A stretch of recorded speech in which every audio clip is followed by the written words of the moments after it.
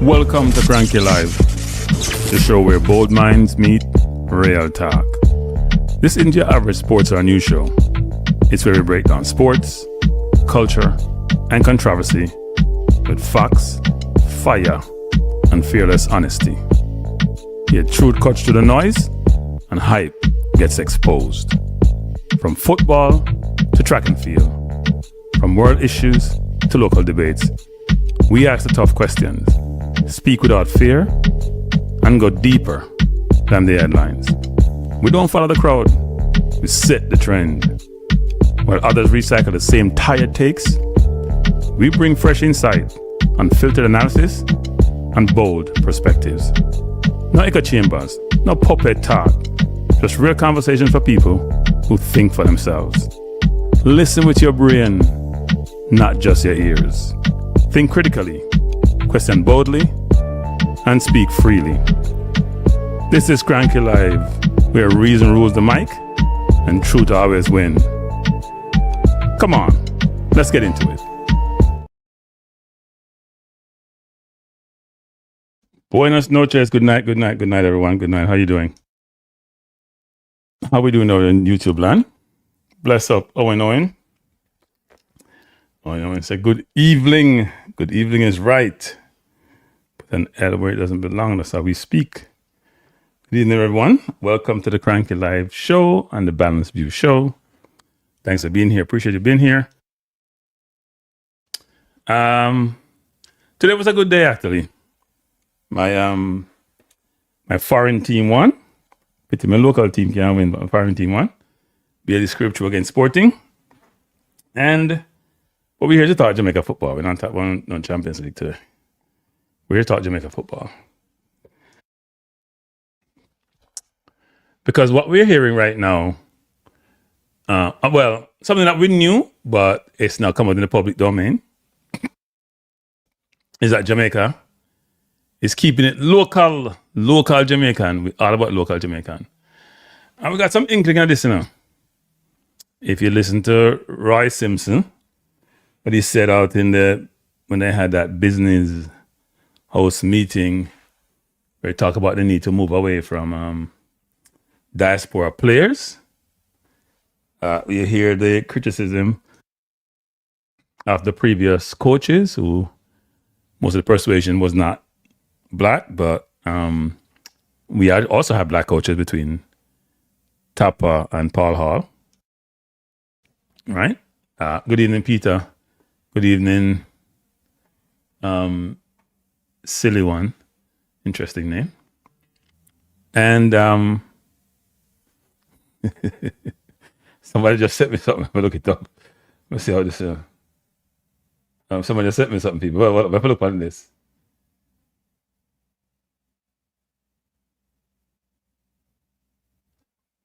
Somebody sent me something about Mount Pleasant. Yeah. Interesting. I missed the person that said, what up, people? What up? Somebody sent me something that the FIFA has banned Mount Pleasant from registering new players, either nationally or internationally. So I'm gonna read it. Real news just come over the wires from an interesting source. Now I don't know who said it to me. It says, hey, people, if some people say they watch my program, I lie to myself. The Club Mount Pleasant Football Academy, the respondent, so either they've been sued or they've been taken to FIFA, is found responsible for failing to pass a second compliance assessment in relation to allocation statement AS 103CA at EPP, blah, blah, blah. The respondent is barred from registering new players, either nationally or internationally, until the FIFA clearinghouse SAS confirms that the respondent has passed a subsequent compliance assessment. The respondent, who is Mount Pleasant, shall pay a fine to FIFA in the amount of 3,000 CHF. What's CHF again? By now, I'm not Swiss franc. The respondent is granted a final deadline of 30 days as from the notification of the present decision in which to pay the fine. Upon the expiration of the aforementioned final deadline, and in the event of persistent default or failure to comply in full with the decision within the period stipulated, Additional measures may be imposed by the FIFA disciplinary committee. So, was there an issue between Mount Pleasant? Who was it? Did somebody report Mount Pleasant about their registration of players, and there was a big brouhaha, blah blah blah? But I guess he went to FIFA, and FIFA squeezed them until they banned from registering. Him sound like a Chelsea ban. Well, Chelsea wasn't even banned. I'm get fined 10 million. So Mount Pleasant been banned from registering players. It's interesting. Didn't somebody send me something this evening about the owner of Mount Pleasant talking about conflict of interest? And I think I saw that, you know. I think I saw that someplace. I gotta think about where I saw that, but somehow somebody sent it to me this evening. People, when I stop getting off things, you know, some of them may have to just not talk to them. Oh no, and say it's all good. Why people? I said about me in a star. It's all good, Kranky. Local people don't even support the Reggae Boyz. The diaspora shows more interest, so let them use local players. Yeah, no, I would agree with that. Oh no, and I do think. Well, I'm gonna manage that. The diaspora probably support them more through platforms and mediums, but I don't think they support them as much in person when they're playing in the US, even though I do think Jamaica need to get more games on the East Coast and in Florida, and then garner support for those games, right? Like when you're right, when we went to the Unity Cup in London, it was really well supported, and they're going back in May, and I'm sure it's gonna be supported again. I don't think it was promoted that well the last time either, so there'll be a different promotion, a better promotion done. They'll get the support. I mean, people are, especially in London, which is so far away, and it's New York and next door, they're dying to engage with Jamaica Connection, Reggae Boyz, so they'll get the support. Bless up Ted Dexter. Bless up Jargons. Thanks for being here. So that's interesting. Mount Pleasant is now in the hot seat. I don't think the owner is going to be happy. But I think, I know somebody just mentioned that he was talking about something about conflict. But we get into all that this evening because it's important to talk through all of this. So I do have an agenda, and I was supposed to post my agenda, but I was in such a hurry. But we'll talk about a couple of things for the agenda. We're going to talk about this situation, the Observer article that talked about what President Ricketts said and how it affects the coaching of the Reggae Boyz. We'll talk about the World Cup failure a little bit. We'll talk about the case for and the case against Rudolph Speid being coach. We'll talk a little bit about the local versus foreign debate, about money and competence, and also what we believe should happen next, right? So we'll go through all of that because I think all that is important. Now, here's the question. So Jamaica failed to qualify for the World Cup. And the failure, obviously, resides with the JFF. I hear people at Maverick saying that President Ricketts should not take the blame. It should all reside with Rudolph Speid. In any company, people, any walk of life, whether it's in church with the main pastor, whether it's in the corporate environment with CEO and presidents, whether it's your government with your prime minister or your president, the person at the top of the chain owns the organization in terms of being responsible and accountable for anything that happens in the organization. Even when you have 1,000 people under your remit or 10,000 people, you own it. So when something goes wrong, yeah, there may be somebody who's directly related to that situation. But if that person was charged with putting forth someone to run the organization on their behalf, and if that person doesn't succeed, then both parties are accountable. Because when you make the decision to bring that person in to run the organization, you have decided to transfer that responsibility to that person. So you own it. They're attached to you. And this concept that, oh, Ricketts shouldn't own it because Rudolph Speid shouldn't own it because Rudolph Speid was the man, the architect of this, they both own it. Does Rudolph own a lot of it? Yeah, he does, but you can't absolve the president from this. And the president needs to own it. He can't be a Teflon dot. Nothing sticks to him. Now, the question tonight is this. The person who hired the coach, and I know we keep talking about this whole thing about, oh, was recommended to the board. I'm going to stop the nonsense, man. Rudolph run things. Okay, Rudolph, are you run things, Rudolph? And you know you run things. You can't say you went to the board approved. And somebody asked you the question, you know. And here's another thing to people, the traditional media. Me can't stop beat them, you know. When they ask question and somebody avoid the question or evade the question, if you follow up, let the person say them not answer it. And you say, okay, I don't want to kill the interview, so me move on. But don't ask the question. And then when you said to Rudolph, and I heard Zinedine said this, he said something like, well, no, man, you know, say you run things. And, you know, has there ever been a time we recommended something to the board and they didn't approve it and Rudolph just moved on? I thought that was interesting, actually. Because therefore what he's saying is that it's a rubber stamp thing. And I was told by a JFF insider that most things that the president want get done, right? People now, it's hard to override a CEO or to be contrary to a CEO. But traditional boards different from the JFF board. Traditional boards are the ones who hire the CEO. And traditional boards in most corporation, the chairman of the board is normally the one who has overall responsibility for the company. They hire the CEO, it's a delegate of theirs, and they can fire the CEO and they can override the CEO. It doesn't normally work that way in practice. A lot of times they're aligned, or the CEO finds some way to convince the chairman, but that's how it normally works. But in this case, the board is depending upon the JFF and its leadership, because think about allocation of funds to the parish president, for example. If you piss off the CEO, you must say, no, I'm not getting on funds. What you do? Now, like you have some process, an allocation process, whereby the designation of funds is bifurcated in a certain way where, you know, you guarantee your portion regardless of where you vote and how you vote. It don't work like that. So what we have is an oligopoly, a small group of individuals who run Jamaica football, who are subjected to no one and their perspective. As them say at Jamaica, you can't do nothing about it. You have to hold that. So we have to hold that. We know that. They know that. And so it work. People say them about boycott. You know, Rudolph said the other day, when the man asked what the fan them can do, Rudolph said, no, come support the team. Which you could infer from that saying, all you can do as fan is come pay your money and come on the game. Otherwise, shut up and go about your business. Right? No matter with this thing about you want to come run things. You don't run nothing. And we run things. And if you don't like it, then don't support the team, because don't support the team anyway. And to be honest with the JFF, the fans don't support the team. Because fan support means a lot, you know, in the context of you put out your money, you put out your time, you put out your effort. Now, people may put out time in these forums, for example, but they're not spending money to go on game. Even in the US, when them come out, when we go game in the US, if you go on, I went to Guatemala game in New York, a friendly against Jamaica. It was embarrassing. The Guatemalans, you know, them treat football different. They come out with the entire family.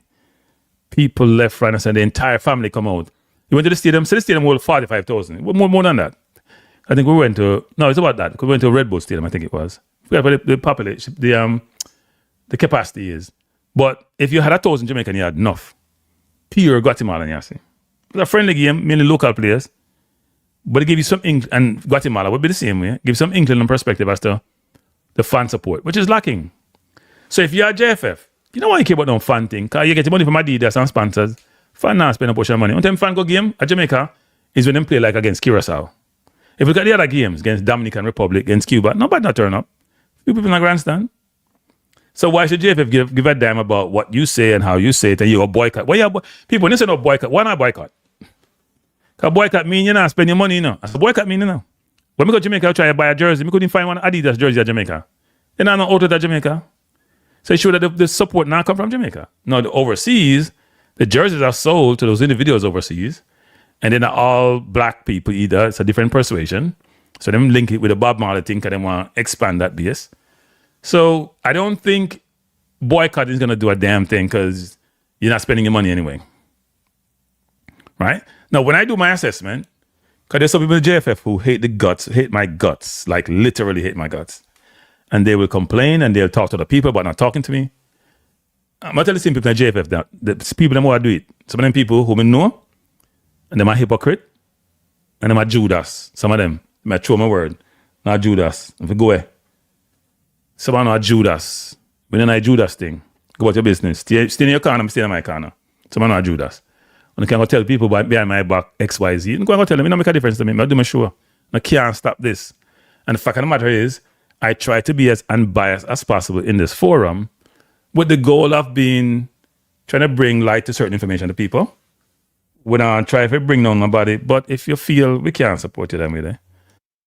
If you fail, and here's the thing, some of the same people there, if they were in my seat and they weren't conflicted and they weren't a certain way, I don't want to use the word corrupt.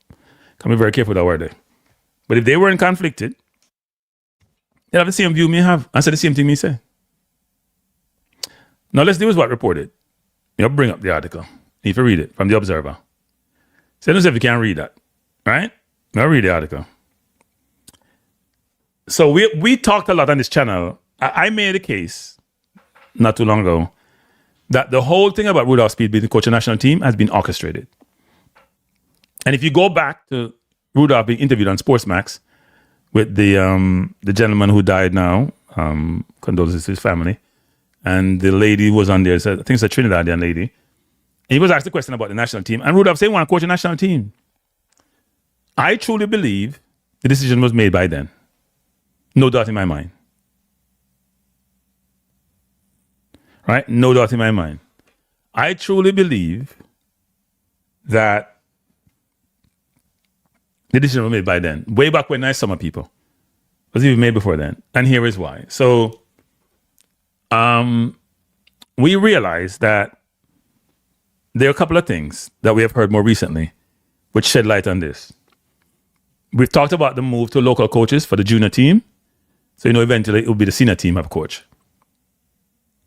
That's without a doubt. That's been very obvious. We have the JFF talk about the funds being lost because of not making the World Cup. People will lose $12 million. It was easier to make the World Cup than not to make the World Cup. Jamaica lost out on $12 million because of incompetence. Seriously. Them things, you can't forget them. People keep focusing on, this person, do this and that. No, people. When it comes to money, because that's why you see America and Middle East now, with the Iran thing, how about oil and money, Israel have their own objective, but the oil and money. So when you lose up on $12 million, that means somebody will do them job right. Somebody has to go. But in Jamaica, people get rewarded. It's opposite, people. Instead of you being penalized, you get rewarded.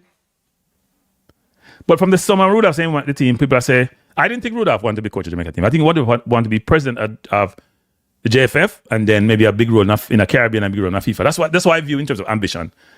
But apparently he want to coach the national team. Well, apparently he's going to coach the national team. And this Observer article speaks to that. Right? So let's go to the article. It says, JFF president to shut door on foreign coaches wants Speid and Co to continue long term. Now, that's an interesting headline, so let's go to it. It says, since the start, hoping I can read that, Since the start of the 21st century, should be a comedy. Anyway, I'm just me. The Jamaica Football Federation has appointed 7 foreign head coaches to lead the Reggae Boyz. However, that trend could now be over as President Michael Ricketts says he will now prioritize local options after what he described as Steve McLaren's mismanagement of the national men's team. So, let me say this, people.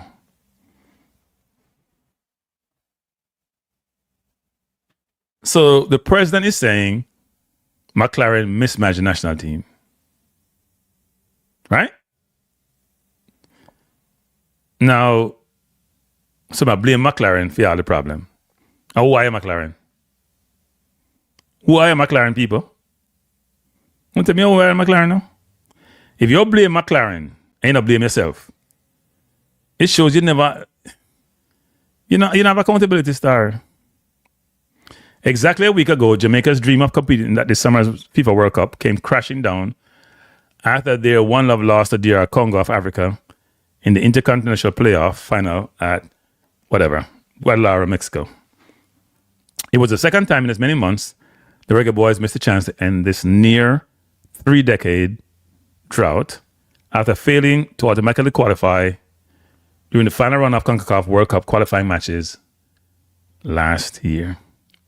Following the 0-0 draw with World Cup bound Curacao at the National Stadium last November, McLaren resigned immediately after 16 months in charge, failing to win in 12 of his 23 matches. Rudolph Speid was then appointed on an interim basis with Michael Ricketts as his assistant. I can tell you this, based on some conversation I've had, the JFF knew that McLaren was ill-equipped for this job after the Unity Cup. They knew this. And they did nothing about it. And then they went to the Gold Cup and got more evidence, and they did nothing about it. Right? And then they played the first round, the second round, and lose to Curacao, and did nothing about it.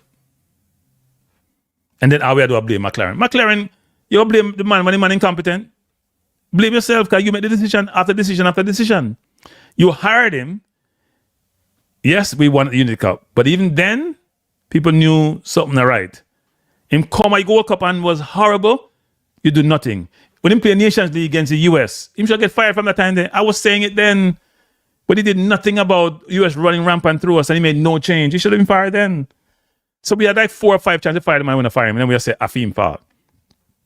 Oh, I feel him fault. I can't feel him fault. Are you a fault? Can you not fire him? Let's keep going. Previously, former Reggae Boyz star Theodore Whitmore led the team from 2016 to 2021 before his former assistant and national teammate, Paul Hall, took over on an interim basis. Carl Brown, Wednesdale Downswell, and John Barnes are the only other Jamaican coaches to lead the team in the last 26 years. Speid and Coley's contracts as interim coaches expired last week following the completion of the World Cup playoffs. With the positions currently vacant, Ricketts told The Observer that his hires are firmly on his current Jamaican options as he regrets trusting McLaren with the team's future. So, Mr. Ricketts, President Ricketts, I know you have regret of you don't feel. You had so many opportunities. You realize McLaren didn't want to live in Jamaica. You realize McLaren was on vacation. The YouTubers call him out 24/7, but because I don't respect YouTubers, because they don't have no sense, I know that the smart one, only not listen to them. They're my idiot, they're my fool, they don't know nothing, they just run off their mouth. And this is traditional media on yourself. We've been calling for McLaren was incompetent forever. And I said you should always listen to fans. But we're giving rationale. We talked about him being lazy. We talked about him being on vacation. We talked about him being tired. We talked about him not knowing the players. And you same guys in the JFF had Meron Gordon as his assistant. And I don't want to knock Meron Gordon because I don't know Meron Gordon. But you didn't think he was good enough to be Speed's assistant, but he's good enough to be Hogginson's assistant and McLaren's assistant. And then you go all the way to Qatar for Coley, who has a pro license for bringing him in now. So you want good support, and you went to Arsenal and get Donald to come bring him in now. Why you do that for McLaren? And you know what tell us? McLaren was his own people. Well, Meron Gordon was his own people. Meron Gordon wasn't Hogginson's own people. He goes on to say, I tried a game with overseas coaches and the rest is history. I don't think the program was managed very well. Now, these local coaches are living here. They see our local players. They watch game. They keep abreast of what's happening in the club. Maybe because I'm bad word, but not online. What the president talk about, people? Do you guys understand what the president is saying? Come in and understand. Wait. So let me understand something. The president is saying that the local coaches on the ground see local players, and therefore what's inferred from that is that that's your selection basis of players. That is garbage. Garbage. That's nonsense. How many local players played in the World Cup qualifiers? Locally based players. How many local players was in Rudolph's squad for the 2 games, and how many got on the damn field? I can tell you there was about 4 and none got on the field. I didn't get close to the field. What are we talking about? So if you're a locally based, don't put up an excuse there for the nonsense. I agree that the coach should be on the ground in Jamaica. But that's not the rationale alone, people. It's a bigger picture. How many local players do we migrate to play in the MLS, in Europe, in other leagues? Do we get a ton of them out? What you should be talking about, President, what you're talking about, Chong is calling Prezi, is how you can develop the football. Talk about Andrew Peart and how you get the coaches better and how you can develop local football. And if that was part of your rationale here to say, you know what, that person can help develop the football, Kohli can help develop football, they can get players at a certain level to compete globally. You talk about local league, people focus on bad word. Prezi, let me tell you something, Prezi. The JPL is ranked 10th in CONCACAF, and 130th in the whole goddamn world. If we see a team that rank 130th, we lose our mind. We're going to play against them. Caledonia's ranked like 150, we start smile. The league is ranked 130th. How many good players do you can get out of a league ranked 130th, Prezi? How many good players do you think you can get out of a league ranked 130th? How many? Please tell me. And then I talk to somebody today. I come to somebody today and I talk about my bias. Can me talk about Speid and the conflict? And I said, the person say, when you're national coach people, I'm going to get into that. I'm not touch that now. I finish the article. Don't touch that. It's very important. The Observer reported last November that McLaren's decision to live in England during his tenure wasn't well received. The Observer understands that the Jeff's board of directors will make a decision before the end of April. The Reggae Boyz set to return next month. Don't stop the nonsense, man. But going to make after that, I've in the newspaper. That's for me. Them nonsense about they will make decision end of April, blah blah blah. Stop the nonsense. The president decides who will be coach, and decides on Rudolph will be the coach. I mean, you bet money on it too. You bet $1,000 on it. Rudolph will be the coach. He went on to say, I certainly want to have Speid and Kohli to continue with our programs. See, we have the CONCACAF Nations League coming up later this year. And of course, I think next year is the Gold Cup. We have the Unity Cup in England at the end of May. That's our World Cup, by the way. We are Nigeria, good. None of it not going. That's going to be critical. So these are some of the things that we're looking forward to. But if Speid and Kohli are interested, then certainly they will have my choice to be coach and an assistant at least for 2 years. Speid expected to carry on his duties with defending champion Cavaliers, while Kohli is set to return to Iraq with Zakho SC. Kohli not going to know Iraq or no Qatar when there. He's not going away. But now flag on them place nowadays. All right, so that was the article, right? That came from The Observer, which basically said, in my view, Speid going to be the coach. So this is Rudolph Speid and Miguel Kohli. That's the dynamic duo that will be responsible for Jamaica football going forward. That is set in stone. One thing with Jamaica, we're not keep secret. Them thing there. By the way, people, if you're in the chat and you've joined the program, I would truly appreciate. See me, I try to be nice nowadays, you know. I would truly appreciate if you would hit the like button. I did ask when you first come in to hit the like button. I know some of you are reluctant to do so, but don't be reluctant. Just press the button. Hit the like button so more people can watch the program. It's important. It helps the channel to grow. And this is a nice part of Kranky. Help the channel to grow and help me generate more. You know, I get enough grief nowadays. People say me I buy subscribers, but the number is growing. And those of you who bad mind, kind of Jamaica term, bad mind, I'm sorry for you, and they can't stop growth. And they can't complain and whine and come to face all I want. The people them like the stuff for me say, and like my channel. Rudolph used to tease me and say, boy, what we say no matter. And then Rudolph has changed his mind because the number, when numbers growing up, there is influence in numbers, people. So many numbers grow. But that's Rudolph. See me always, hey Rudolph, one thing Rudolph. See me always put up a nice picture of you, Rudolph. No put up no idiot picture in a Rudolph. Put up some nice picture. See it? Yeah, and call him. Make it look good. Could put nice background. Because my coach have to look good. My coach have to dress good. My national coach have to look good and dress good. So I saw you go. I saw the result. So let's touch upon a couple of things, people. World Cup failure, because that's important. We're going to make the case at some point for Rudolph. I'm going to make the case against Rudolph. Because that's how you should assess things. We shouldn't dance around the subject. We didn't qualify for the easiest World Cup in the history of mankind. Seriously.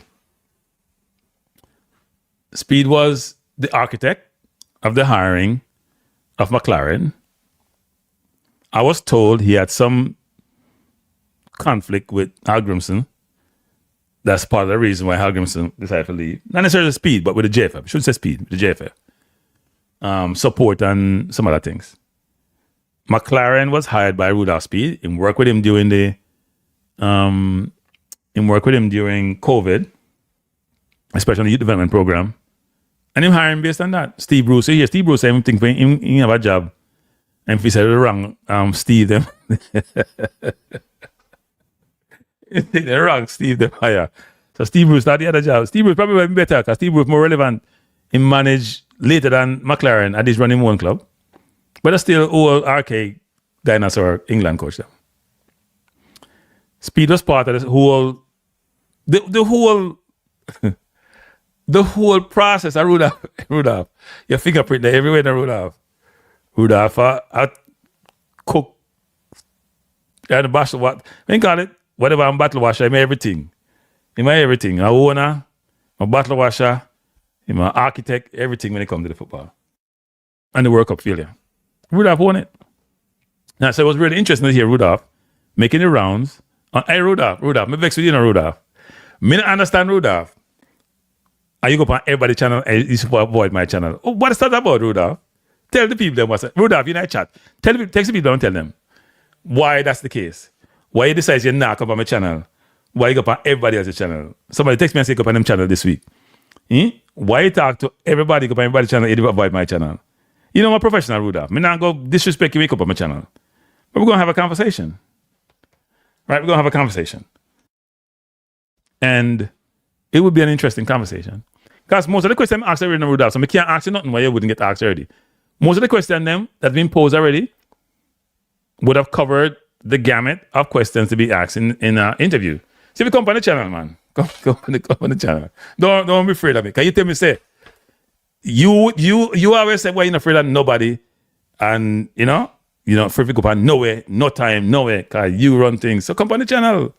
Come on the channel. We blow up the internet. Me and you blow up the internet, Rudolph. We'll have a good conversation. Very good conversation. Me 100% sure it'll be a very good conversation. But let's keep going. I don't understand the lack of accountability. I don't hear the president a lot speaking, but I don't hear the president say, it's under my watch, so I own it. The blame is mine. I haven't heard him say that. And the JFF like to say nowadays they're trying to be transparent. But I remember when the under 15 won about a year and a half ago, when they had 20 lost on them attack and come up with the under 15. When they're not 17 got a World Cup and beat up them chest. When you're not 20, beat up the Caribbean the other day and beat up them chest. But me not hear nobody come out and it's almost like we have managed the bad news. Nobody not come out and say, boy, where's the post-mortem, Rudolph? Because Rudolph, when you used to come on the channel, Rudolph, you used to say this, you know, that there's a post-mortem done, an assessment done of any situation tournament we're in. And then after that, you know, it's assessed, coaches are assessed, people are assessed, and then decisions are made. So who's doing the post-mortem? Because you are the coach and you know what, but you can't review yourself, Rudolph. I understand that. Well, then again, who knows? You do everything, so it's not surprising. But take some comment before we jump into the case for Rudolph. No, maybe the case against Rudolph first, and then the case for Rudolph. Or should I do the case for Rudolph first, and then vice versa? No, maybe the case for Rudolph first, then the case against Rudolph. Double says, Speid say you pressure him too much. Me not pressure him. We calling, we calling our fans to boycott the football. People, let me say this. I don't want to be cruel. But if you don't boycott the football, it no matter. Because we don't answer with the football anyway. Seriously. We don't realize that. Don't be looking at the mirror, man. Looking at the mirror. Why did JFF can't go answer? This is not England where you have people that try to start Super League and fans say, hell no, and then back down, you know. Because American owners believe that they run things. And like US where you own the team. No, the JFF is like the US. Europe is different. The JFF, so we run football at Jamaica. We run under FIFA and we can't do nothing. No government can't do nothing. And go look on Brazil, what happened to Brazil. No local can't do nothing. We can't boycott, I don't want to boycott. JFF laugh at us. We have a Adidas sponsorship. We have other sponsorship. We can't do what we want to do. We don't support the football anyway. No, come a game. Only when we come a game and Curacao play and we almost got World Cup. No, I support no game. We don't barely come a game. So we're not talking about. We don't support the team. We don't support the team already. So now waste time. And if you live outside of Jamaica, say the US, we don't got much game anyway. Some of we go game, but enough people don't got no game. And if you say ask about the football team can buy the jersey, other people don't buy it. That's why I think just put red in the colors. You have the whole Bob Marley thing night and other colors tonight because A lot of people buy it. They don't need Jamaicans to buy it. So end of the day, the JFF don't need you. You may think you're important. You may think that boycott work. Lie, I tell. JFF don't figure it already. And so them people don't support you, so we not support them. The women's team worse. Them go to a World Cup and still not got them game. So your influence as a fan is negated by the fact that you weren't truly supporting the team. And I mentioned that the other day, which is this. It's very embarrassing that the Jamaica football team is playing a do-or-die match to go to the World Cup, and the game wasn't on national TV. It wasn't on TVJ. Champs were on TVJ. Caribs were on TVJ. No football on TVJ. So why does the JFF give out, you know what, about 101, do I want to say? So don't know about 101. Hey people, see the feisty thing, big head boy, I say, but my patois improve. My patois always good. I just like twang. Whatever the thing. I like twang. My patois always good people. No matter with it. But my patois improve. I feisty thing that's not my youth. My patois always say the same here.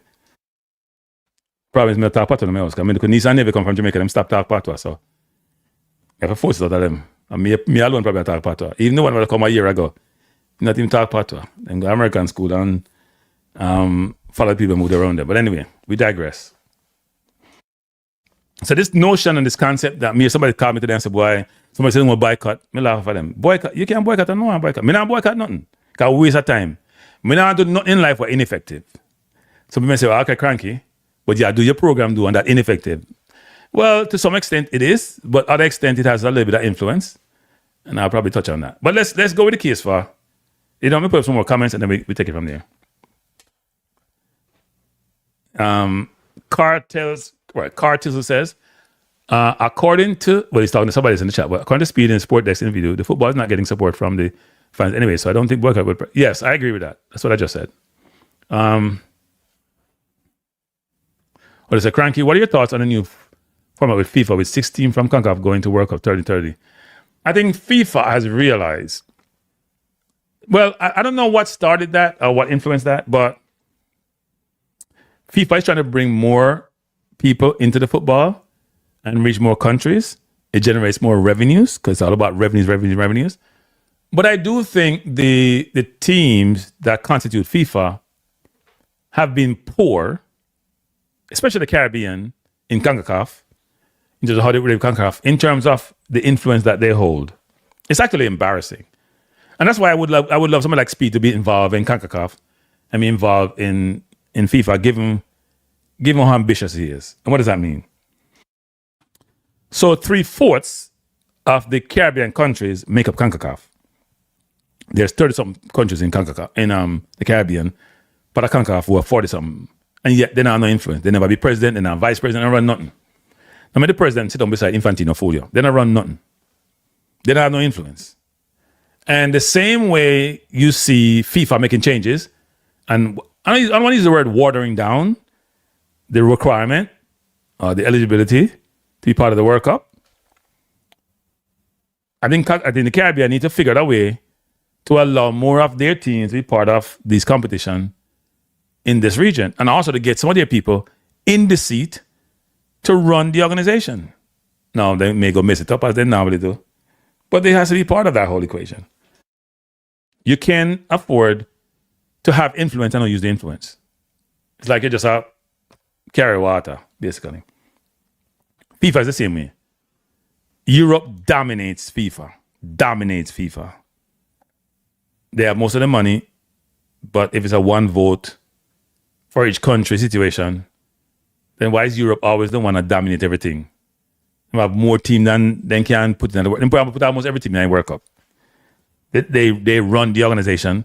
That FIFA organization should be like the World Bank or those places where it's on a rotating basis. Go from continent to continent. Europe should not dominate it. We have Blatter and we have Infantino and them like president for life. It's one of the most corrupt people from Gaza. I'm not saying Infantino is corrupt. Well, I'm not Blatter, but I'm just saying the organization FIFA has been a very corrupt organization. And in my view, I still think it still is in a lot of respects. So you'd think all them countries in Africa and them countries in Asia would say, you know what? Let's rotate the presidency. And what Infantino has done brilliantly is negate that uprising because he's spreading the pie amongst all of these. The under-17 World Cup, anybody can qualify now. And I'm not trying, not Jamaica, anybody will qualify. Jamaica, one of those players, one round, I'm just beat one Canada team and then reach a World Cup. Because the other team, they're not good. Under 20 is a little bit more difficult. But it's been watered down. And the under 17, I know every year. We should make it last year, we'll make it this year. So in essence, FIFA and Europe has realized that they need to spread the wealth a little bit more. So 6 teams in the World Cup, for them makes sense. Okay, every continent get more teams. Every continent. And it's more money. And more money to be spread around for all the teams. Now let's talk about the case for Rudolph Speid. If we look at just the more recent performance against New Caledonia and Congo, the team did look organized. I don't think he did the best job of bringing the players together initially, but eventually they got there. I thought he should have done much more when he got appointed on December 15th. He didn't, but they got there eventually. Speid have a good track record with Cavalier and a good track record in the Caribbean, even though his team hasn't scored a goal outside the Caribbean. He understand Jamaican players, but I'm not. I don't think Speid is the more warmest, affable, like an Ancelotti type person. I view him more of a dictatorial, get things done person. Now, Speid tell us that the camp had enough vibes. McLaren said, I have enough vibes. So I don't know if you take that. And vibes never get us nowhere. But I think probably the most important rationale for hiring Speid, or two of the most important rationale. One is, who else in Jamaica could you hire if you go in local? Now, we said a Jamaican coach, but I put the word a local Jamaican coach. Because there are people of Jamaican descent, Jamaica heritage, who are out there in the marketplace, who could be considered. But we're not going that route. We're going local. Born a yard, live a yard. That way I go. I would think that given that Speid is local, and the exchange rate is 150 something, that Speid will take less money than the park coach too. But if you hire Speid and Coley, Coley now make no chump change in the Middle East. Because Middle East have enough money to spend, enough oil money. So I wonder what Coley compensation is. And I wonder what the combination of Coley and Speid compensation is compared to the coaches, them from overseas and their assistants. Give me 1 second, people.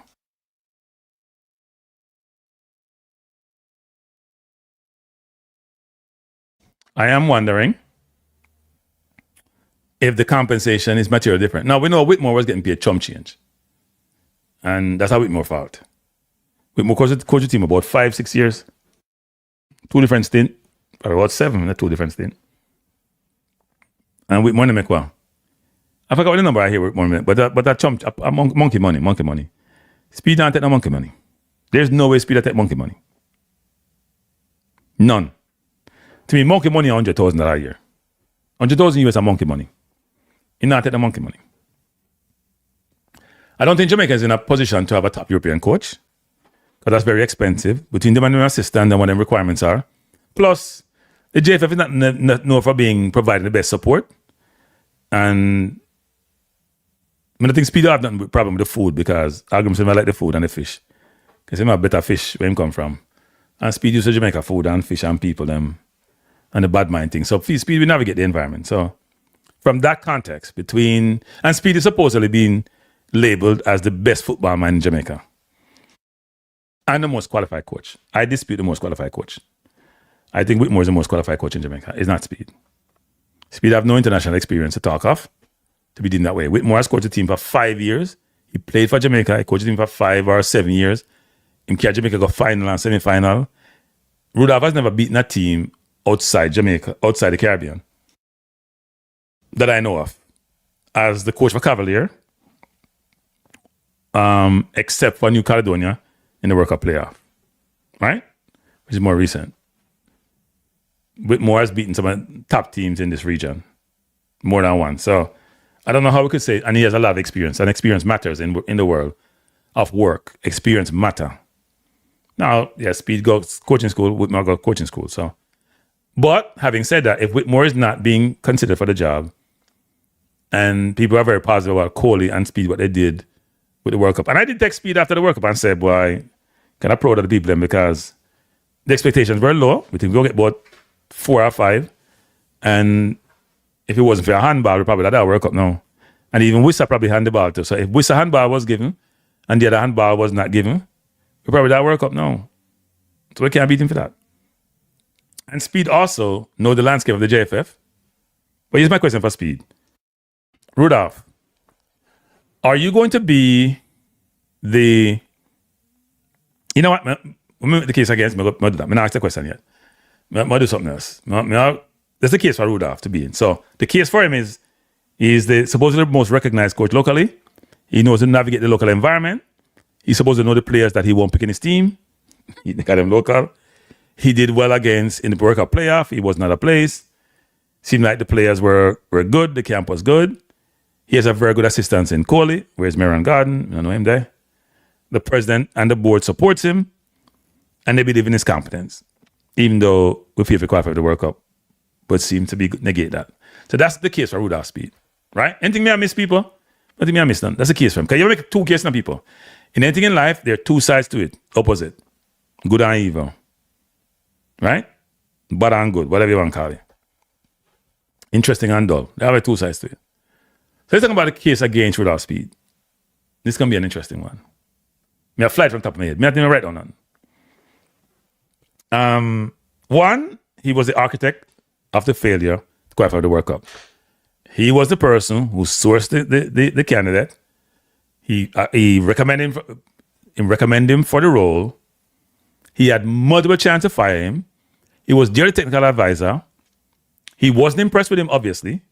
Because the president said the man failed and was terrible, mismanaged. So he mustn't. Speid must the man mismanaged very well. And yet he still kept him on. So we can go over the cliff. We put on the edge of the cliff and he decided to go over the cliff. So that was his doing. He doesn't have the experience to be a national coach. He doesn't. People tell him he have 3 wins and 1. No, he have no loss in 90 minutes, which is true. He has no losses in 90 minutes. And in fact, he has no losses because, and this is my saying, it was a handball. It's a fake win that a Congo get. So Speid is unbeaten as a coach of the national team. Unbeaten. But he only has 4 game experience in the national team. Very limited experience in the international arena. Even though he has coached outside Jamaica with Cavalier getting beaten by Cincinnati, getting beaten by Inter Miami. Right? He's won the Caribbean thing twice. And I'm saying, but he won the Caribbean thing twice, which is probably the first Jamaican team to do it consecutively. And he has probably bring the biggest crowd to Jamaica for a club team ever. When Inter Miami come to Jamaica. So them things go up in your resume in my youth. He bring Messi at Jamaica. Like when Pele come to Jamaica in 1970. 70s Messi coming at the 2025, whatever it was. In terms of, again, Speid, lack of accountability, I hear Rudolph making the round. And Rudolph seemed to be making a case against him. When people ask Rudolph who's the most culpable, he may say, well, we all were involved in this. Him not take the blame. Because he might manage the fact that he will become the coach, him not take the blame. Another point is the conflict issue, which I realized a lot of people in Jamaica don't understand and doesn't make sense to them, including people like Maverick actually, have no idea what conflict is, how conflict work, why conflicts are important to manage. So let me give you an example, people, with the conflict. So if Rudolph is going to coach the national team, right? Just think about this. Rudolph has supposedly resigned as the chair of the technical committee, and he's still on the board of directors, which I find interesting. So wait, Rudolph, you'll be on the board of directors and be the coach? I have never heard that in the history of football now, but we're not done yet. People think about this. I mean, you Rudolph resigned from the board now. Where have you seen a coach being on the board of directors for a national football program ever? Not only that, by the way. So Rudolph will still be the owner of Cavaliers. Now, me and Maverick saying bringing somebody named Fuzzy, we take over the coaching roles. But think about it this way. He's still the owner. So let's think about the conflict that resides, right? So as the national head of the national program, Rudolph will then have the responsibility to pick the best players, locally, internationally, for the Reggae Boyz. Now here's where the conflict will come in. If Rudolph pick any player from Cavalry's national team, people are saying bias. Right? Regardless of the player's ability, people are saying bias. I'm saying bias, I hear their thing, but the coaching pick it. See them tell you, say, why him not do that, right? Especially toxic boss. And that player may be deserving of being part of the national program. So that player will be hurt if Rudolph don't pick him, and be hurt if Rudolph pick him. And that player will have to bear the burden of being viewed in a negative light, regardless. Unless the player have quality like a Whisper or a Bailey who get, if them somewhere upon the borderline, then I get the benefit of the doubt. Especially if they bring them in. Suppose you have a Cavalier forward who can play well good. Whisper level, or can be better than the Whisper. And you're bringing in him and I'm bringing in Whisper. All hell break loose in my bias. He will tell you in my bias. So that conflict don't only go one way now. It's not only going to say Rudolph benefit himself, because he own Cavaliers, and then my coach national program. It also may hurt that player in terms of perception and actuality. Now, we all know that being an international player has a lot of value and cachet to it. It does. It gives you exposure. It gets you sold. It goes in your resume. It's a big deal. Don't get it twisted. That's why toxic boss why I'm playing the national team. So a toxic boss why I run Jamaica football. Everybody know this. So forget about it. And even if Rudolph is what people in Jamaica are talking about, well, I haven't seen him done anything that shows he's conflicted. And you sit there thinking, do you understand how conflict works? Now, if Jamaica had a very robust, JFF, robust conflicts management program, whereby they have the conflicts register, which them have, when just write down things tonight, they have scenario analysis, where each conflict they identify has an owner who's independent of that person and can make decision and can be influenced by that person. They have mitigants in place to manage the conflict. And they have process like you recuse yourself from certain things and or you can't make certain things. Even then, it still be toxic, but at least you know it's been effectively managed and them can espouse it and bring it out to the public and tell the public about it. They don't have that. They have something that's right on the name of the conflict or whatever it is and then keep on ticking. So this thing will never go away. And a lot of people in traditional media have no idea, oh, well, I don't see no conflict. I don't see where to do something because they don't understand how conflicts work. They don't understand the perception about conflict. It's not the actuality sometimes. It's the perception. It's what you can do with it. You don't have to do anything with it sometimes. It's what you can do with it. And how do you mitigate it, meaning you reduce it or eliminate it. They don't know. They don't understand how it works, including people like Maverick, by the way. They beat up them chest until they know everything about everything, but they're not going to the minutiae of these things and understand how they actually work and the issues with it and when people are called out. And some people believe that some players get into the national team because they have certain relationship and some don't if they're from certain clubs. And that will only worsen when the person becomes national coach and still own Cavalier or still coach Cavalier. It ain't going to go nowhere. It's going to get worse. It's going to become unbearable.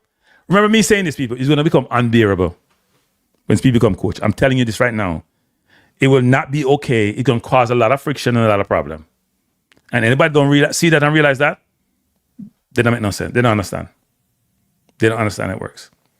So, like in terms of the case against Speid, the poor management of the qualification process, the experience gap, the conflict of interest, and the accountability. Those can be debated. Those are factual. And what you're telling the country is, if you fail and fail well, I'll never fail well. If you fail and get a second chance and fail again, you can get promoted. That's what we're saying. Now, I'm sure the Jeff will say, the overriding reason is this. We're trying to move in a different direction. We're trying to bring up our local program and we don't have the money to spend. I'm not truly buy that. I'm not truly buy that. Now, let's address something which is going to become very important. Very important. We'll take some comment first. Then we go to it. Let me see what people are going to say. Zebev said, I'm for Coley, but then he would be competing with Speid and Speid don't play that. Well, Coley has a higher license than Speid, you know. That's a fact. Diablo said, nah, go any local match that's what the team do. Just watching pirate streams until Speed Ricketts gone. Yo, wait a long time, man, you. Because Speed may never go anywhere. Speed may live forever. You done there. Carter says, yeah, man, me see how this team gonna get gel. A lot of young, good prospects like Freer, Latti, and Brooks. Yes, the players are here, they're not going away. Well, you know what, people? Here's a question. We'll go to the foreign and the local thing. We'll get to that. That's very important. Carter says, in the fact that Speedy picked his boys, even though one of them was piss poor in 2 games, and then try to justify the reason with some nonsensical statement, just how good that is fitted a bit. Yeah, that happens. So don't worry, Kranky, we have 2 teams to the World Cup. England and the United States of America. Let's see. Yeah, and then some Jamaican have Brazil too. I was at Brazil for years, especially the old timers them. Vacations say Kranky, if you have a failing or a growing business and want to make it more efficient, you generally hire a consultant with superior knowledge and expertise to assess and report. That is true, actually. That is true, actually. Them cost enough money, though. Cartel says, exact vacation. The JFF move like them, know everything, and show outside of that would actually improve. The JFF does think they know everything. By the way, I must say some people, I'm not going to like this. If you're not Jamaican, I'm not going to like this. In fact, I know you hate this, and I say, see, you be telling them, so them stay. Jamaica has more talent outside Jamaica than in Jamaica. And people say, Crank, how you draw that conclusion? I'll repeat it again. Jamaica has more talent outside Jamaica than in Jamaica. It reminds me of the footballers. The best Jamaicans, them go overseas, in a football and a track and field, Them stay home in a track and field nowadays because we have good coach at Jamaica. But for the most part, apart from, say, a sport like track and field, and even track and field, enough of them overseas, Jamaica have more quality overseas than having Jamaica locally. It's a fact. And how I draw the conclusion? Because everybody like Maverick and money, I say, if not Speedy, then who? So that means you have no local people you believe have the qualification to be coach. None. While I see people like Shavar Thomas on TV, on Fox are explain things and sound eloquent and articulate. Me people like Andre Blake who they have filled there for about 100 years. Me listen to them and people saying speaky spokey them son like they know them I talk about. To me, Jamaica has much more talent outside the country, and there's a reason for that actually. Because people who have ambition and people who, I say the people in Jamaica have ambition, but a lot of people who have ambition and want to improve themselves, they will go in a very uncomfortable environment to do that. Generate them resources and go back to Jamaica to live, or them stay with them there. So if you guys believe that locally we have more talent, that's not true. More talent overseas. And most of them people who are that ambitious will leave the shores because people always chase money now. And chase improvement in life and chase a way to improve them family and family life. So if that's the case, then Jamaica should be looking overseas if they want a Jamaican coach, because a Jamaican coach they want a local Jamaican coach. There's a difference between a Jamaican coach and a Jamaican coach who is born and based locally. Don't conflate the two. Don't confuse the two. And the two are not the same. Now let's get to, let me see if anything else I should before I jump into my next thing. If you run like a corporation, couple will get fired, and more than a couple, the whole board will get fired. Because it says Speed hired Mac. Speed hired Speed to assist Mac. Speed hired Speed after Mac. And then Speed hired Speed to be coach. I love that actually. Actually, no, Speed hired Hargrimson. Hargrimson and Speed followed. Speed hired Mac. Speed hired Speed. And Speed will hire Speed again. All right, Speed, they have influence. So Carter says, as a Jamaican, according to the island, and been living abroad for almost a decade, I can attest to the statement. When we travel, we get better training in whatever we are doing. Yeah. I mean, there's more talent overseas, and I think Jamaica don't realize that. The Prime Minister has, because the Prime Minister is asking diaspora persons to return home. The Prime Minister realize it, but a lot of Jamaicans who are on the island don't realize it. So Kranky, the Arsenal coach, is not permanent. No, he's not permanent. He's making the club money. Don't conflate winning titles and say money per se, because if you finish second or third, you'll make enough money. Arsenal revenue generated what? About 800 million pounds. Arsenal is printing money in today's environment because they finished in the top 4 the last 4 years or so, or 5 years. Before, when they were under Wenger, and after Wenger, with the coach from Villa, they weren't doing well after that. But since Arteta had been embedded now for about 6 years, going to his 7th, they've been doing well, not winning titles, but doing really well and print money. And if you're owner, you want to print money, so. So Eagle says, Kranky, don't you believe it's time for people to start asking questions about the role of the technical director of Jamaica Football? TD is responsible for direction of the country's football. So yeah, so they have a new technical director in Andrew Peart. And I asked somebody to get me an interview with Andrew, and the person ignored me. So I ask you again, person. I want an interview with Andrew Peart. Please make it happen. I would love to talk to Andrew. This is not about, I've heard Andrew in different forums. He sounds really intelligent. He sounds really informed. He sounds like somebody who's young and ambitious and want to do the right thing. I was impressed with him talking about developing players, developing them mentally and technically. So I would love to have a conversation with him. I think it'd be a good conversation. Andrew Peart, I don't think you watch the program, but there are people who watch the program who know. They're going to tell Andrew. I don't know what they can touch with Andrew. Somebody give me a number, me call him, and ask him if he want to come on the program. Adam can't say no. Even though I know there's a moratorium or a ban on me, the JFF and JFF personnel. It's supposedly like a bounty upon me in terms of don't be able to come on a Kranky program. But Andrew, I promise to be on my best behavior if you come on my program. In fact, I'm best behavior when it comes to interviewing people, actually. Because this is not about me, it's about the person and what they bring to the table in terms of the conversation. Oh, yeah, I don't know. No, the coach was here. Arsenal was very gracious to allow the coach to come and coach while he still have a role at Arsenal. So now he's still at Arsenal. The question is, look, for that coach, it's also good for it to be on his resume that he was part of an international program. People don't understand, now. Being anything international, now, is a good thing. Right? If you're international, you're a local coach, you're assistant coach, you're a local under 18, and you work with the Reggae Boyz at an international level, trying to get worker qualification, it's a big thing on your resume. So I'm sure Dallas will love it. Yes, Speid did. Yes.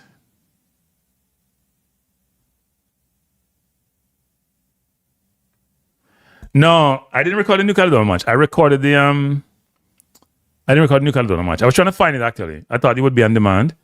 I recorded the one for DR Congo actually. I haven't looked back at it, I was glancing at some things, but I don't think he ran from the cross. I thought he had a cross where he tried to shoot it and it bounced or something. Anyway, let's go to local versus foreign. This is important. So I was on a conversation with somebody today. It's more like text, not even verbal. And I was saying that there may be instances where conflict manifests itself and that players may give him roles or get opportunities because of that conflict. And he was pushing back on me really hard. Then he said I was biased, and he says all I want is foreign players. Why do people say that about me? Actually, you know what? I find that really interesting, and I'm tired of protesting that because those of you who follow my program realize, if you fear that I am an egalitarian critic of players from if they diaspora players or they're local players, I give flowers to them both, and I criticize them both. So I said to the person that, because I was mentioning a couple of players being in the national team and that those players didn't warrant their place. And they were pushing back on me, and I said, well, when I criticize John Russell or Holgate or anybody, nobody complains. Nobody complains. Except Chris Smith. Chris Smith, that was a complaint with him, I say. But if I criticize any locally born player, if I criticize King for 4 of 19 on long passes, or Bailey for having the worst game in the history of Jamaica football. And you know what, funny, I digress to that a little bit. And it's not to beat Bailey. I heard Maverick in multiple shows saying things about Bailey, and then when him get called out, him change his mind, but he never admit that he was wrong. At first, he said Bailey played one of his best games for Jamaica. And I sent him the Bailey stats. The worst stats I've ever seen in football in the history of me I watch football. Me not tell no lie. Worst me ever see. They may be the worst stats, but the worst I ever seen. Where Bailey lost position. And I said to him, Bailey was Congo's best player. Bailey was Congo's best player. He lost possession 30 times. 1 of 6 on dribbles, 1 of 7 on crosses, 4 of 16 on there was one. And he now changed his tune from saying Bailey played well to Bailey played with a lot of effort. And he played hard. As if that we need outcome, we need effectiveness, we need efficiency. Yeah, playing hard in a football game is supposed to be innate. Otherwise, we're on the football field. So he changed his mind from saying Bailey played well to Bailey run hard. And he said Rudolph Speid said the same thing. Rudolph Speid is a coach. What must say? Rudolph will say, you know what? Bailey was horrible. And then Alan will beat him, say, coach, I criticized the player and I idiot thing that. Huh? Why the coach supposed to say? Of course, the coach is going to say Bailey played hard. He did play hard. He did run hard. He may play hard or play and run foolish, but he played hard. But Rudolph supposed to say, Bailey not play good, and I'm going to beat him and say, boy, I see it. You not take responsibility. He must say, Bailey, in keeping on the field. My only question to Rudolph is, which also goes against Rudolph, some of the changes you made in that game, I always respect your game management, but may I tell you, Rudolph, some of them don't make no sense, you know. I sent the person Campbell's stats.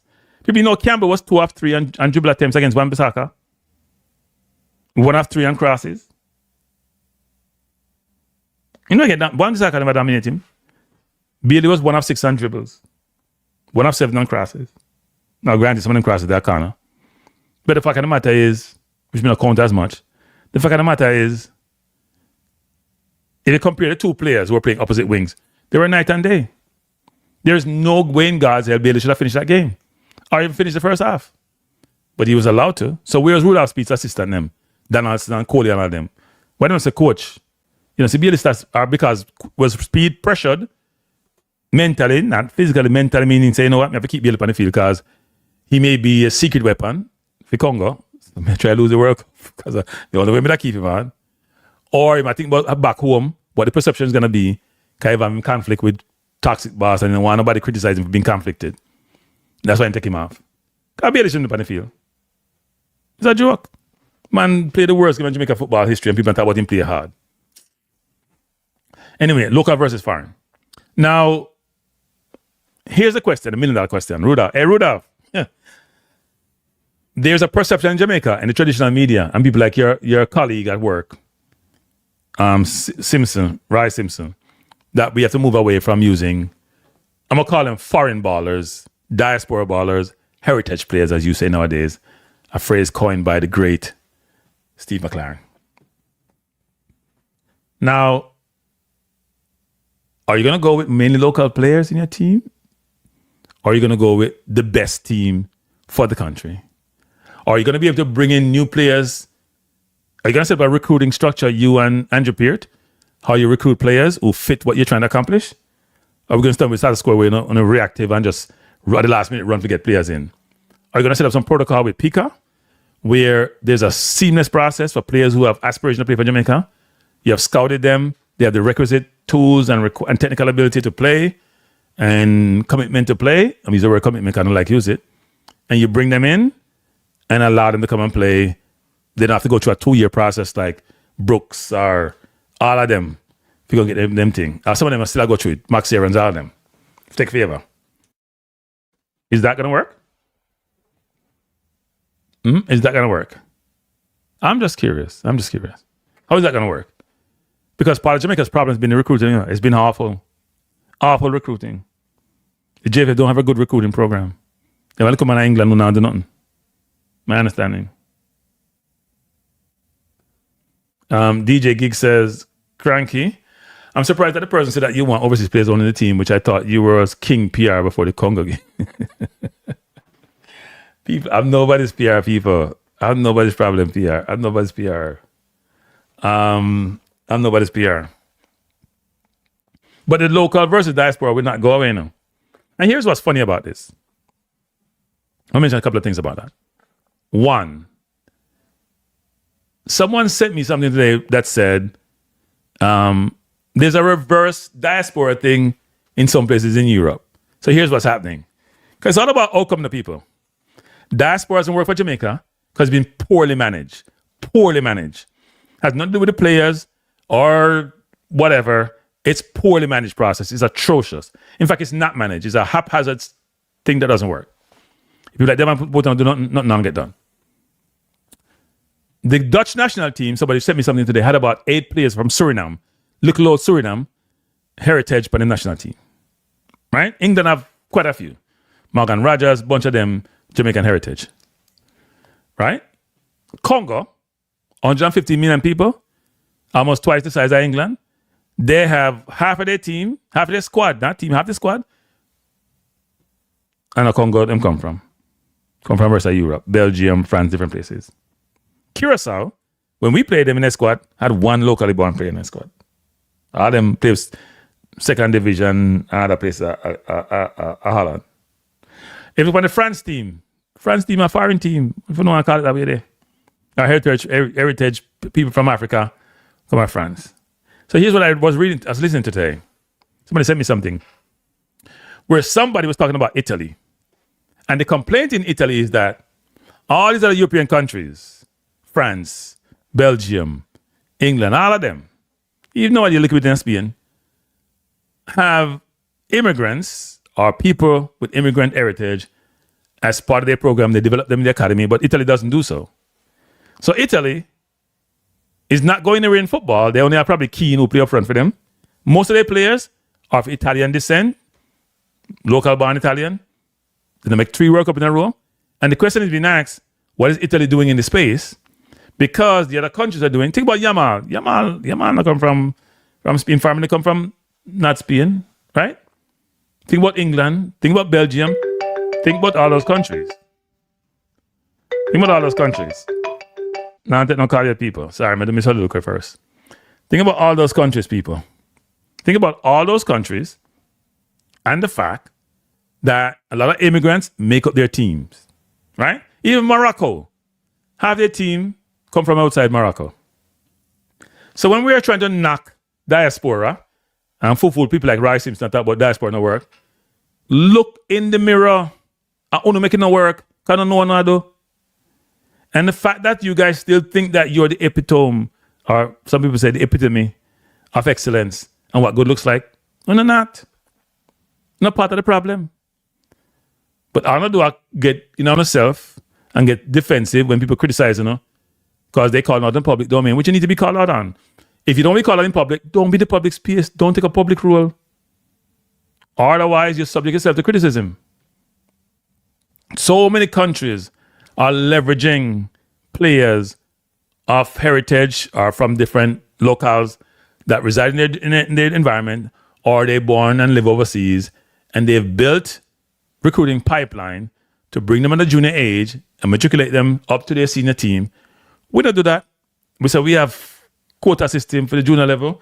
Only 7 can play, and some of them only 2 get in. And the junior team keep failing apart from the under 17 when they beat them chest pan now. And I remember all the years before 2026, when the under 17 don't make it World Cup only 1 year before and they're down to. And a lot of those kids who want to come in the national team and compete for Jamaica at a junior age can't come in because they're banned. Because we have a quota system. And then we want to beat our chest and say some nonsense about some things. Right? Or them only want to come when them get too old. But we tell them they can't come when them young. Look on Tyrese Hall. Tyrese Hall tried to come for the under 20 team. Can't come in. Tyrese Hall want to come for the senior team. McLaren wouldn't bring him in. At least Rudolph bring him in. So kudos to Rudolph. And what I'm sensing from Rudolph is, which part of the case for Rudolph is, which I probably should make that case, Rudolph seemed to be agnostic to where the player was born or who the player, where they reside. Rudolph seemed to just have one focus in mind. I want to win. Let me say that again. I want to win. So therefore, it's a merit-based process. He may put on the periphery, he may just add some couple local players, make people feel good. But in substance, his team is going to be who the best players are. And he set up this criteria. Rudolph, by the way, the policy criteria thing now work. Revisit it. Trust me, revisit it. Don't be stubborn and don't change it. Trust me, change it. You need to change. So it might not make no sense. You can't have 130 players league in a rural compared to top 20 contract. People with top contract in top 20 league. You can't do that, Rudolph. The whole thing about farmer Reggae Boyz so shouldn't be part of it. Them make nothing, Rudolph. Get rid of anything there. Just use the condition. Think about the criteria. The criteria now work. Maybe part of the criteria is you have to want to call it condition. What do you want to call it? You have to be in good behavior, right? You have to have good behavior. But you can't put up something when it makes no sense to nobody. Is that good try? Yeah, I do.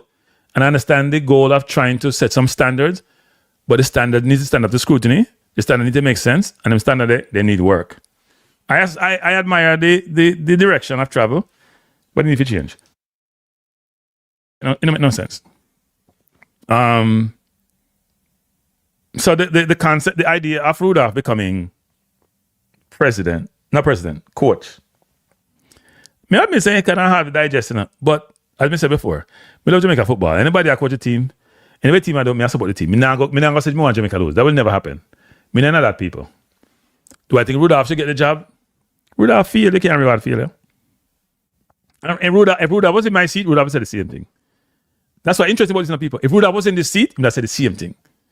Rudolph is a very smart person. He would say, Kranky, all you feel, you hire the coach, you advise the coach, you feel as the coach. Don't forget the job as a coach. He would say the same thing.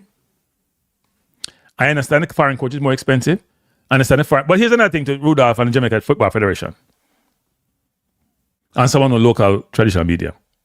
Because I say, the overseas thing don't work. So I go fully local. Me supportive of this.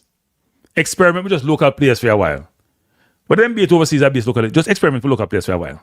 In 2026. Unlike the Surinams of the world and the Moroccas of the world, all them country where do them nonsense. Them for go away. Jamaica know best, we don't know best. Since you don't want an overseas based player in your team, Rice Simpson, pressure the JFF just use locally based players, especially the one in my JPL. Go with local players to represent the country and tell the overseas born players who have the nationality say, my youth, better take a break from now. Because it now work for me. I will be supportive of that. I'm dead serious about it. I'm supportive. I just want to see how it works out. Or what I can also do is this. Since I'm going to the cup, if we just pick two teams, pick a locally based team to play against the diaspora players. And we put up some money. If you win now. Fans, hey fans, we don't want to do that. We want to see a locally based team, a locally born team, play a diaspora team. We have enough players on both sides of the aisle to do that. We not take all much. No? Definitely. Bless up New Wave. Where I said thanks for the New Wave. Say good night, Kranky. Keep the fire burning. I hear you. New Wave, thanks for the super chat. New Wave, appreciate it. You're trying to make the program pay for itself. Right now it's in the water. It's underwater. It's not pay for itself, it's underwater.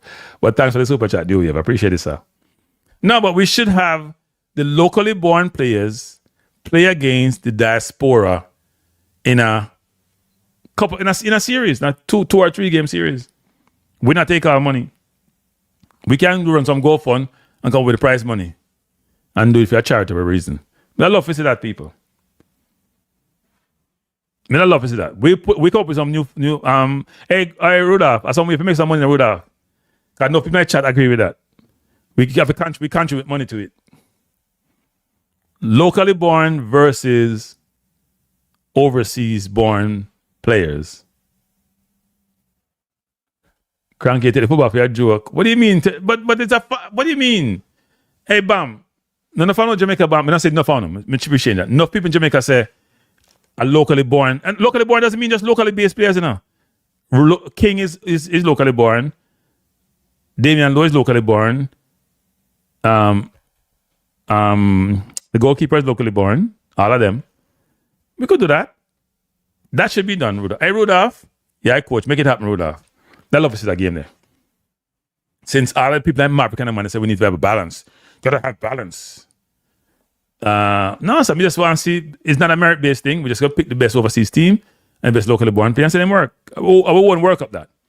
We know we have Unity Cup in something there, but I mean, not a Unity Cup thing.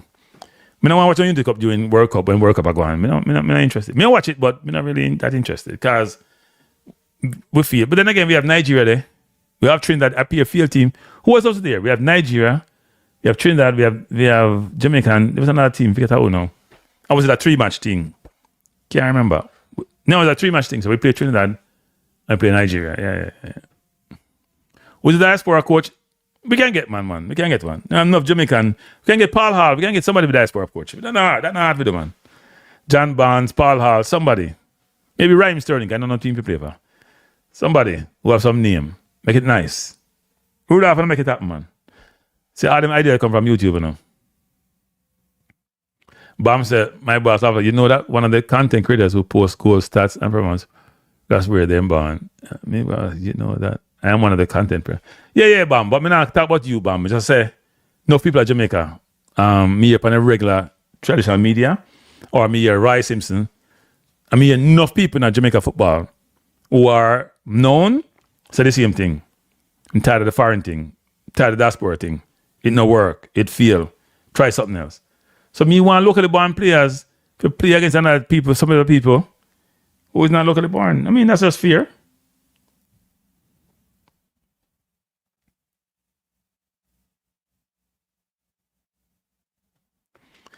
Well, no, I mean, if you say you don't want to use diaspora players, we suggest they are the problems, right? If we keep saying, here's what we don't understand people. We keep saying the diaspora thing doesn't work. Nobody now force it on you. You make a decision to, as Rudolph always does and say no, which is a lot, actually. Rudolph said, if you play EPL, you're on him team now and talk about it. So he's saying the level you play at is important.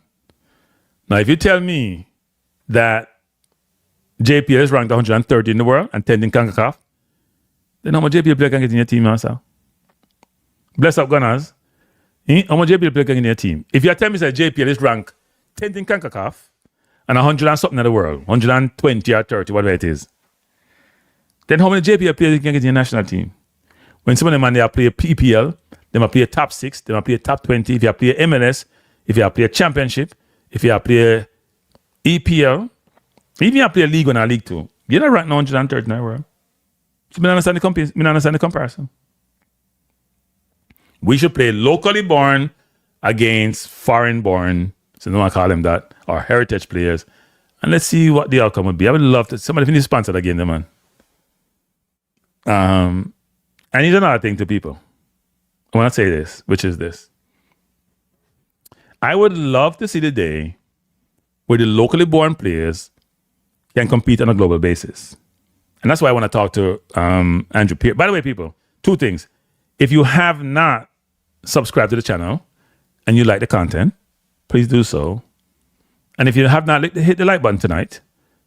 If you don't like the content, please hit the like button, because I'm trying to get as many people to watch these programs as possible. I'm trying to build the Kranky Nation. And if you have not been a member, I think I only about, I haven't pushed that. You sign up for a member. It's cheap, you know. Costs you about $3, probably one coffee thing a month. So become a member, man. Support the channel.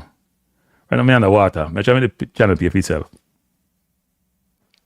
Someone says, India, Zimbabwe, Jamaica, Nigeria for the Unity Cup. Interesting. So no Trinidad. That's interesting. So they're going, I don't know how Zimbabwe got in, but India will have enough people in the UK. Jamaica have enough people. Nigeria have enough people. And we get another country from Zimbabwe. Not fight against Zimbabwe, but I really see Zimbabwe night. So if you go another country which have enough people in the UK who are not in the World Cup, most of the African countries are prominent, did they?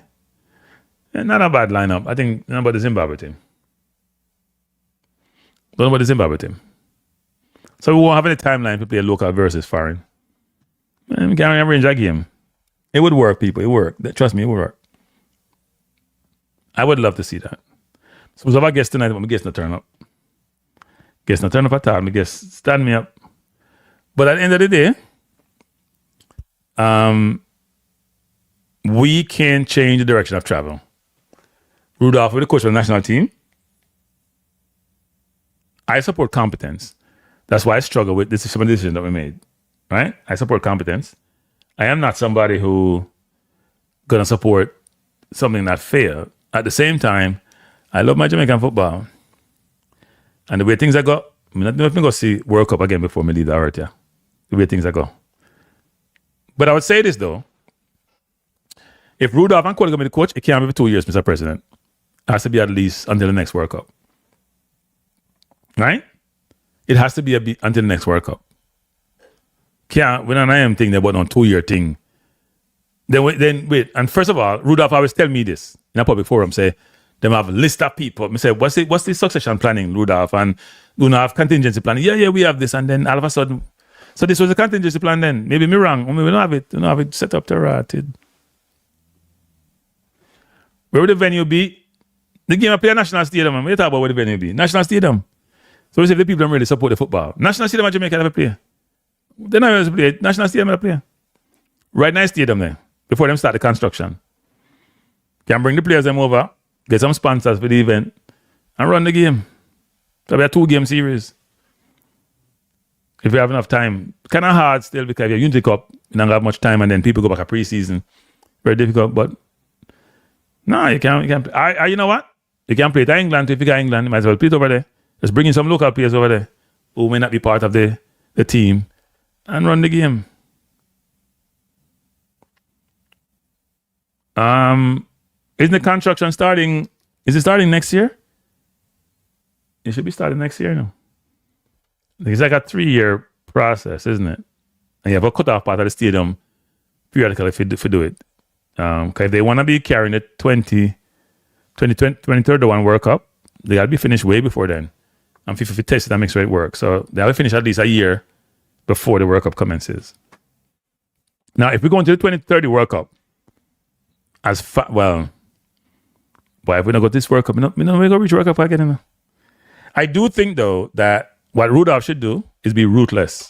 So, Rudolph, let's talk football, Rudolph. Let's talk. Because you're a coach. So let's just come. Hey, Rudolph, give me a call and we can strategize. Me be consultant. Me be the technical advisor. Me assist and don't insist. I'm going to assist and don't insist, Rudolph. I'm dead serious. I'll be a technical advisor. You have to be ruthless. Some players have to go. Even some of the good ones, they got to go. We're starting afresh. We want to make Nations League, which start later this year. So we have to keep some of them players there, but we'll rotate them out. And we'll do plan for the World Cup, which start next year. Qualification start next year. So Rudolph, we can talk after the World Cup. I carry the World Cup game them on my channel. So after the World Cup, we can have a conversation. I want to be Miss JFF. I'm putting an application to be a consultant for the Jamaica Football Federation people. Please, I'm going to send you something where you can write down if you think I should be a consultant. I try to make some money to support my channel. I struggle financially with my channel. It's losing money. I can't be in any endeavor that loses money. But seriously, Rudolph will have to start planning for 2030 from now. Yeah, the president about 2 years. Around 2 years thing, president. After 4 years. Get him as much time as he get Whitmore. One World Cup champion at a minimum. So what they should do is give Rudolph the keys, if he's going to get the keys for 4 years. If you have confidence in him, then it should be an issue. Good night. Good night, Sir Kranky. Good night, sir. How are you doing? What do you have to say? You support your new head coach for the national team? Hell no. What do you mean no? What do you mean? Are you not a Jamaican? You're not a patriot? I'm not a patriot. I'm not an idiot. But I want to just make a quick call to you. I'm going to put on appropriate attire. I'll stop buying from program because you come lie down in your bed and this is a look at my screen. Look at my screen. See my screen. I am telling you, okay. I'm very serious. Okay. So I'm going to appropriate attire. And appropriate environment, not just attire, environment. Yeah, no, I'm betting. For years, you are never, say something. No, we are changed. We're not going to be a JFF. We are uplift the standards. Oh, you're uplifting the standards. Yes, okay. Uplifting the standards. Me soon come off my channel now. Me tired, man. Me tired. I get older now. No, but by uplifting, you're only going to listen to me. So send the link. But I just want to say quickly, though. I'm in no way supportive of the move. Kranky, you would have known you're someone I talked to offline with reason about football, mutual respect. But I told you this. You had said at the time, rubbish. Mr. Speid has bigger ambitions than him. I didn't know his ambition was so low. No, so let me just state this. Mr. Speid's ambition, in my opinion, was to become a national hero. So he, I believe, was always going to fire Steve McLaren, walk out at the first World Cup since 1998, or in the 21st century, as they would call it. And whatever Jamaica did there, when I get him OJ and all of those wonderful things and name. That's not a bad ambition to have. That's not a bad ambition. Yeah, but God no love ugly. I also want to say, and I'm going to say it when I come on in my face, I don't want to hear, I can listen to Craig Butler, because he was part of the team and supported part of the team that I was supporting, but I am unwilling to listen to Mount Pleasant and their hypocrisy, because I recall us having a long meeting with Mount Pleasant, and these matters about conflicts of interest were raised, about the fact that this was the same old team, about the fact, and they listened, and in the end, Papa was not sent there as the delegate, the senior men's coach, as other clubs did, because you knew that Papa would never put an X for Mr. Speid. But in the end, Mount Pleasant, through its the director of football, or whatever his chain smoking hell name is. As a matter of fact, we invited Mount Pleasant to a one-to-one meeting, and they came and listened to a 2-hour presentation and chose to support Rudolph Speid for director. Even when we started to tell them about the conflict of interest with being a director and being the head of the technical committee, we understood that there are people there who were connected to football clubs, right? They had no problem with it. Matter of fact, they were promised, and I say this with no water in my mouth, that the whole youth program and the Jamaica Academy would be turned over to Mount Pleasant because they had the facilities, and they would run the Jamaica Academy and youth football through the Mount Pleasant facilities. So why your team never promised that? Promise what? Because that would be corrupt. Oh, okay. Right. I thought corruption wasn't. Everybody's reaping what they sow. I thought in Jamaica corruption was just innate, and we just close our eyes to that. I have no problem with. So the word local goes now. When I told you that was the team that had the highest xenophobia, right? Instead of taking action for what you saw, you tell me as a president, you sat there and you were not comfortable and you were unhappy that the fact that the gentleman was not living on the island. When Paul Hall, one of the sticking points that they claim was that Paul Hall was willing to move to Miami, I was told, or Florida. I don't know if you had heard that at the time, but that was what was said, right? And so Paul was never retained because of that. Then in comes McLaren, and it's quite okay for him. But I think, they must defend and show us who and what, and you don't have to give us minutes of the meeting and whatever, but let us know what were the positions and who were the coaches, as Mr. Speid said, that the 5 that were given to the board, which is nonsense. The technical committee makes a recommendation, and the board either ratifies that takes that recommendation and ratifies it, or they reject it and would have asked them to come again. I guess they would have had a second name or whatever. But we would need to know who was in consideration. What were the circumstances that made you make that choice? And in the campaign, when things were clearly going wrong, like you could have fired him after the Trinidad game and bring in an interim coach in a must-win game, if that's what you felt that needed to be done, that he was so egregious, right? Because by that time, what they're not telling you, that by that time, Mr. Speid was the advisor. But let me call you back. Okay. Now it's Cataract people expresses his consternation and concern about the football and where we are and what's happening. I will say this, which is not making the World Cup has to be one of the worst situations ever for Jamaica in sports, actually. I don't think anyone who's involved with it should escape unscathed, given the fact that it wasn't complex, it wasn't difficult, it was really easy, and we failed it. And I think we failed it because of arrogance and complacency and overconfidence. Because if you hear the president in another forum, another channel talk about, we're making the World Cup and they will resign if we don't make the World Cup, even though they were pressured to say so. And also the confidence about when Hogums left, our ability to get to the next level.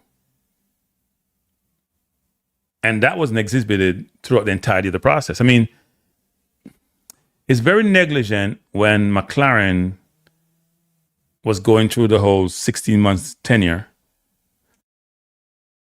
And he was very poor from the inception. When we played the US, I realized this man was not the man for the job. Anybody who can make in-game adjustments when they get their ass kicked should be your coach. And that was exacerbated when the man went to the Gold Cup with two midfielders. Like situations like that is not forgivable for the administration or for a coach. You hit the nail on the head, and I'm going to say this. You were the original. I thought you said you're coming on. Yeah, calling for. No, I'm coming on.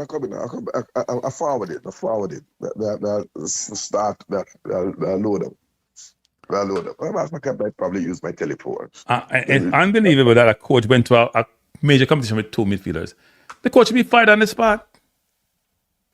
Like those type of examples that I'm telling you, they are so egregious that even a person who knows about football would realize when you allocate the different positions, if you have 4 defender, 3 midfielder, and 3 forward, would know that 2, you can't take 2 midfielder to play 3 position. You should be fired right away. I was calling it out from day one. It was never changed. Those things are not forgivable, people. They're basic, fundamental things. Where were the people like Maverick and the traditional media call them thing there? Where was the JFF people who got the list of the team players before the game? Where did they call it out? Why didn't they call it out? Those things make no sense to me. So when people are beating you up and say you're this and you're that, and you're just too critical and you're this, you're looking at incompetence and like, what the hell? How could anybody who knows nothing about football, who say they're coaches or they're advocates or they're experts, and then you see these things happen and you just allow it to continue? Second of all, or third of all, the man didn't know the players. He didn't know the players. Apart from the ones who were in England, he only knows some of them in England. He didn't know all of them in England either. We know more about the players than he did, both local and abroad. We did.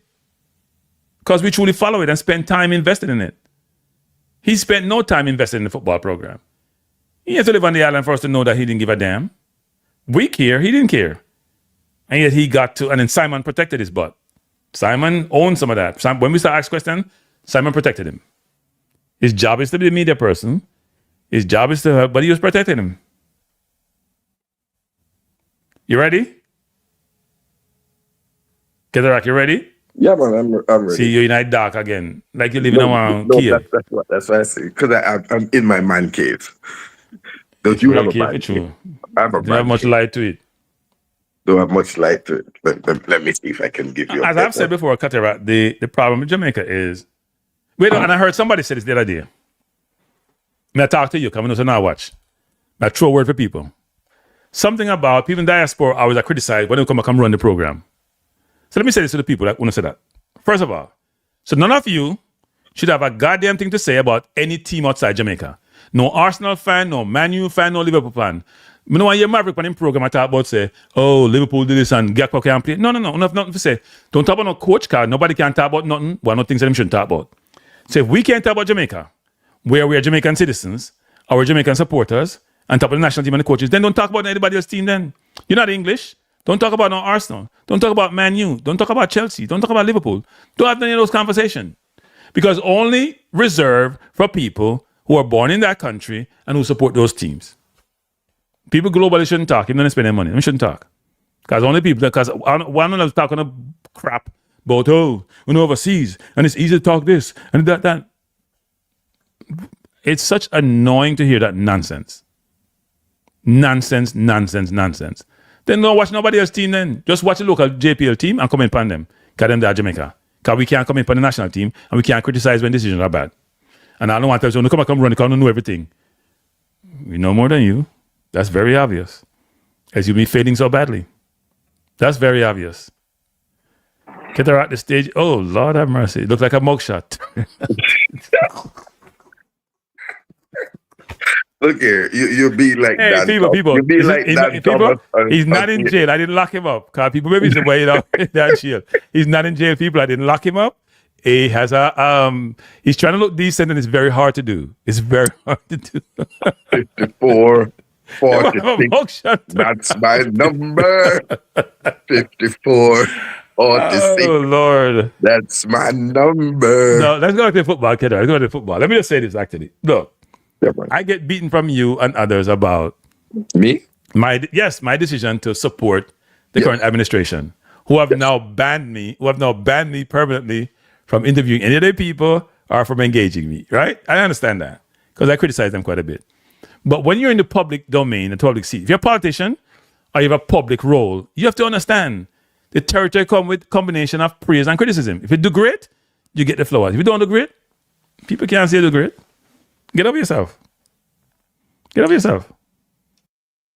So this, I believe, so I am struggling to not believe that all of this was a sacrifice, that we were sacrificed on the altar of a Machiavellian master plan. No. I don't think so. No. Allow me to finish. All right, go on. I'm giving my viewpoint. I'll put myself on mute. Go on. No, when you no, talk, no, you put on mute no, anyway, you talk long.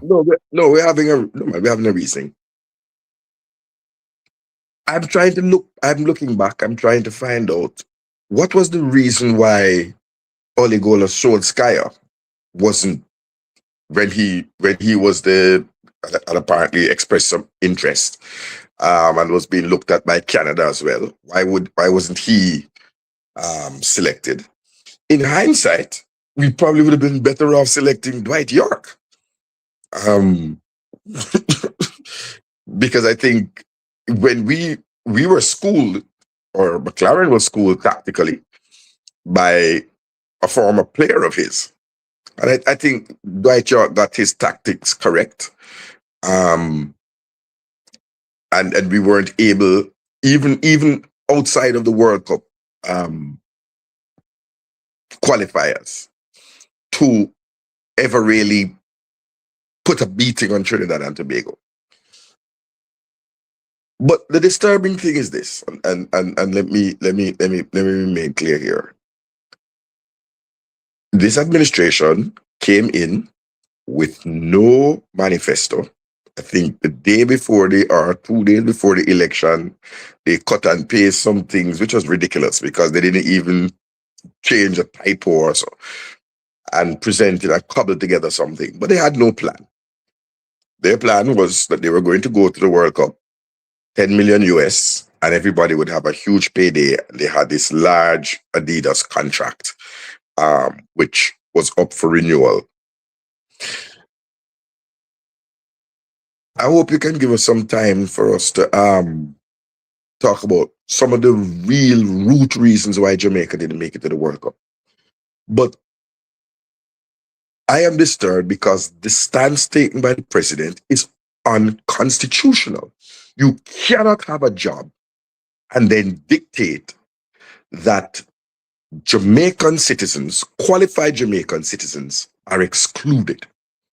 So, for example, Mr. Paul Hall has a pro license. Mr. Dion Burton has a pro license. Mr. Darren Moore has a pro license and would have coached in the English Premier League, keeping up West Bromwich Albion from relegation, right? If I'm correct, or getting them promoted, and then he requested a budget. That was Sheffield requested a budget to bring in players, and they refused to pay him as a black man coaching the same wages as other Caucasian coaches. He'd have been the lowest paid coach in the championship, I think. So they have at least 3 Jamaicans who have pro license coaching badges. And you're saying that if they have no pathway, no chance to coaching the Reggae Boyz. That's not constitutional. That's actually illegal. That's against the labor laws. It is. You may not discriminate based on residence. You can't, because what's the next step to say, okay, no coach that lives uptown? If you're saying that the job is open first to Jamaican citizens or Jamaican nationals, but the requirement of the job is that you reside on the island, that is fine. And therefore, anyone who wishes to reside on the island in the first instance, and then in the second instance, it's open widely. If you're also willing to say that this is the salary that we are going to pay, by the way, the JFF, before the audited statements come out, tell us what was Mr. Speid's salary during his tenure as the interim coach. Inquiring minds would like to know. To say that you would like Mr. Speid, and I'm going to say this categorically, Mr. Speid is not the most qualified Jamaican coach. I've given you 3. But certainly if you're talking about domestic base, the most qualified domestic-based coach is Theodore Tapper Whitmore. You know the support that I have for Tapper, right? And let me be honest, I don't think Tapper would have lost those 2 games in the manner that we did. I really don't. I think the president should resign, because I was at Tracks and Records, and there was Rene Simoes. So if you wanted to give an old man that thing, here is somebody who has a track record of qualifying for the World Cup with Jamaican players. So this is ridiculous. If you head a committee and you just recuse yourself, and that committee recommends you, which again, if you want transparency, show us the minutes of the meeting of the technical committee. Give us the date and the time and the venue of the meeting, if there ever was one. So you really recommended yourself to the board. You may have recused yourself from that board meeting, but you sit in those meetings with everyone else. So that is a conflict of interest and undue pressure on the other members of the board. What are the board members gonna vote? 11 of them, yes, you say. They're gonna vote 5 to 6 that you not be the coach, and then the people sitting in the room don't turn to you and say to you, yo, say is Danny Dredd from St. and vote against you. And then you go back to your role as head of the committee, and then what happened to Danny Dredd players them from St. Anne? How do you sit in a meeting with you? Boy, I think say me and your brethren and you know, vote to support me. So that's absolutely bull and caca. What do you say to that comment on the screen? What's the comment? I can't see that. It says, Cataract, none of them have been head coaching success. Like, none of them have been, anyway, it's not English, but Cataract, none of them have been head coaching success like Speid. They are not as qualified, except Hall, who coached Jamaica, but he discounted himself from his disrespect toward the JFF. Now, what he's basically saying is that none of the coaches you mentioned, whether it's Darren Moore or Paul Hall, have had the success like Speid has had. Darren Moore? I know he doesn't. He thinks he knows. You think he knows everything. Yeah, I know. I know. It's Kranky show, and you're trying to be professional and speak English. You're full of nuts. No, Reggae Boyz Rector is a brilliant person in his own mind, so you can't say him does. No, he's a madman. He's a madman in his own mind and a clown in the mind of the rest of us. I have no idea. When somebody says somebody's successful coaching in Jamaica and coaching in the Caribbean, and then a win outside the Caribbean, and you said they've been extremely successful. Well, Speid did beat New Caledonia, same one game outside the Caribbean. But the level matters, and I keep trying to tell people this, and they don't understand. Level matters. Level matters. Which game outside the Caribbean? New Caledonia. Come on, man. Get with the program. Get the program. You don't understand? Rudolph was 4-0, you know. He didn't lose a game in 90 minutes up to now. He has lost a game in 90 minutes. That's true. I give him a victory. Three victories against what was the average ranking? Get that for me, Kranky, because he loves to say Google it. It's over 100. It's over 100. It's over 100. It's over 100. all of the countries were over 100. Over 100, yes. That doesn't matter. That doesn't matter. We're 70. So we're much better. You're playing people in your category. Do you know Caledonia was about 150 or something? Yeah. But they're quite over 100 too. Yeah, we are double. As a matter of fact, all of but those Congo wasn't. Congo was 48, right? No, I'm not. But we lost to Congo, so that doesn't matter. Okay. Right, right. Good. But we held them to extra time. No, and now I'm hearing that it's not a loss because the goal was a handball. Yes, it was a handball. Yes. Actually, I did say to people, I won't say who I said it to, that they should go protest to FIFA. They ain't gonna overturn the thing, but you have some credit in the bank. Get some credit in the bank. Some credit by Mr. Speid. So now he's gonna say he's undefeated by legal goals. Yeah, he's undefeated by it's a legal goal. Yeah, it's a disputed. Yeah.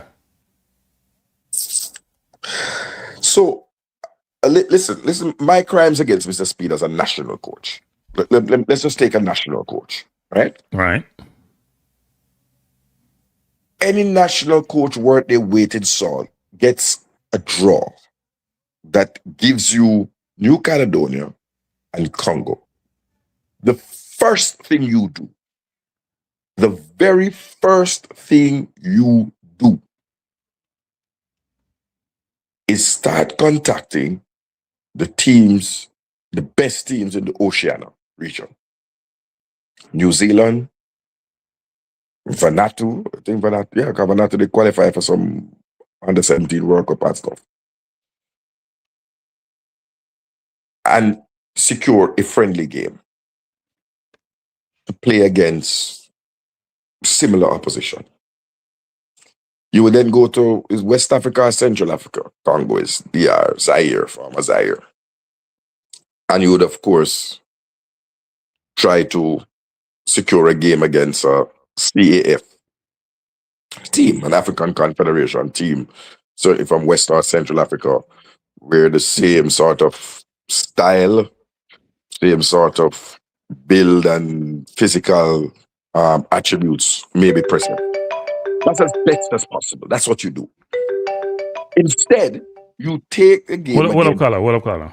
2 minnows that made the players. Right? Yeah, hold on. Yeah, but one second, I'm gonna give the caller, because callers are important. I gave to build up your personal resume. There could be no other reason, because you couldn't evaluate that Fuller was going to be good, or that Ellis was going to be good and ready enough to take part in the World Cup Intercontinental Tournament, because you could make no measure from playing minnows. Let's give them the correct title, right? And so you underprepared that you couldn't even get the local based thing right. That you would not have sought to, even in those tournaments, Kranky, to call up players who were playing for their academies, which we have done in the past under Paul Hall when we played Trinidad, that two series, right? 2-game series, Montego Bay and Kingston. The academy players were released, which would have included, no, it wouldn't include Whisper, he's not an academy player now, but Kaim Dixon, play academy football. And the other youngsters who have represented Jamaica. So that you'll be truly looking at the talent who are available in that non-international window. So you didn't do that because you weren't interested in unearthing any great talent from the United Kingdom. You weren't interested. What's the name from Fulham? Who was at Fulham? The midfielder. Have a double barrel surname. Went home from the under 20s because he laughed after Fuzzy. Oh yeah. I forgot his name, but yeah. Right?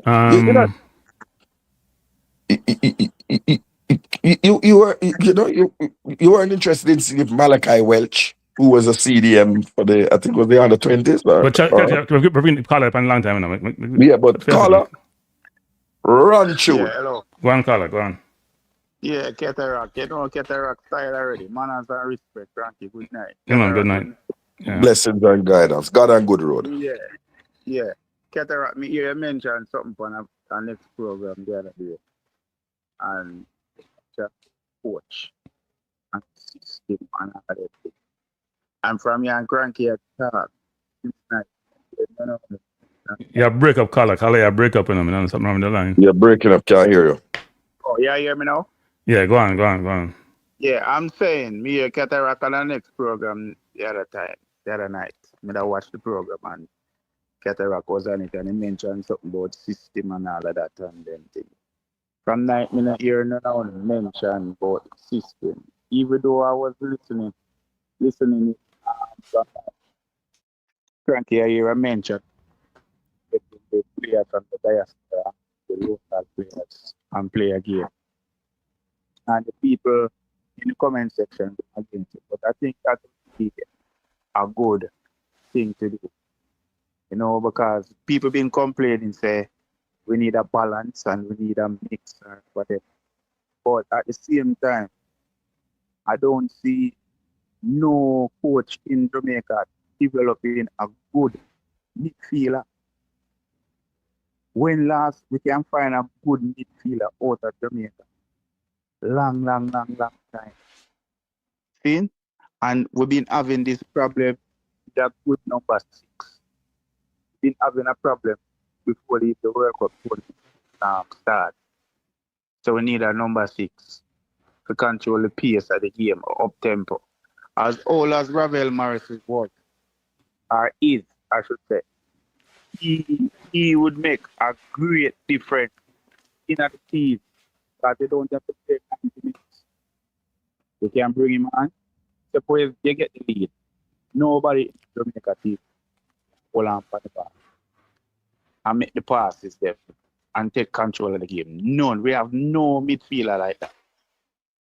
You understand? And frankly, from day one, when the election held, the president's election held, it did tell you, it's a failure from day one. You understand? And I have to mention it back. At the same time, right now, me hear Cataract say, he mentioned something about Darren Moore and he mentioned something about Paula. One of the time I was watching an interview with Darren Moore, and Darren Moore is very interested in the job. He said if them approach it, would I take the job? And them never did approach it. I mean, support what Cataract said. Darren Moore coach in the Premier League, the highest league in the world. You understand? And his team was doing well. It's just because he never get the support financially. That is why they go back to the championship. You understand? Look on League. He come up Sunderland. They spend a lot of money. You have to spend money to stay up in the previous league. And that is the same thing with Jamaica program. The man them get the money. Whenever them get the money, them now use the money back in the football. See? So the corruption a come financially and it a come other ways.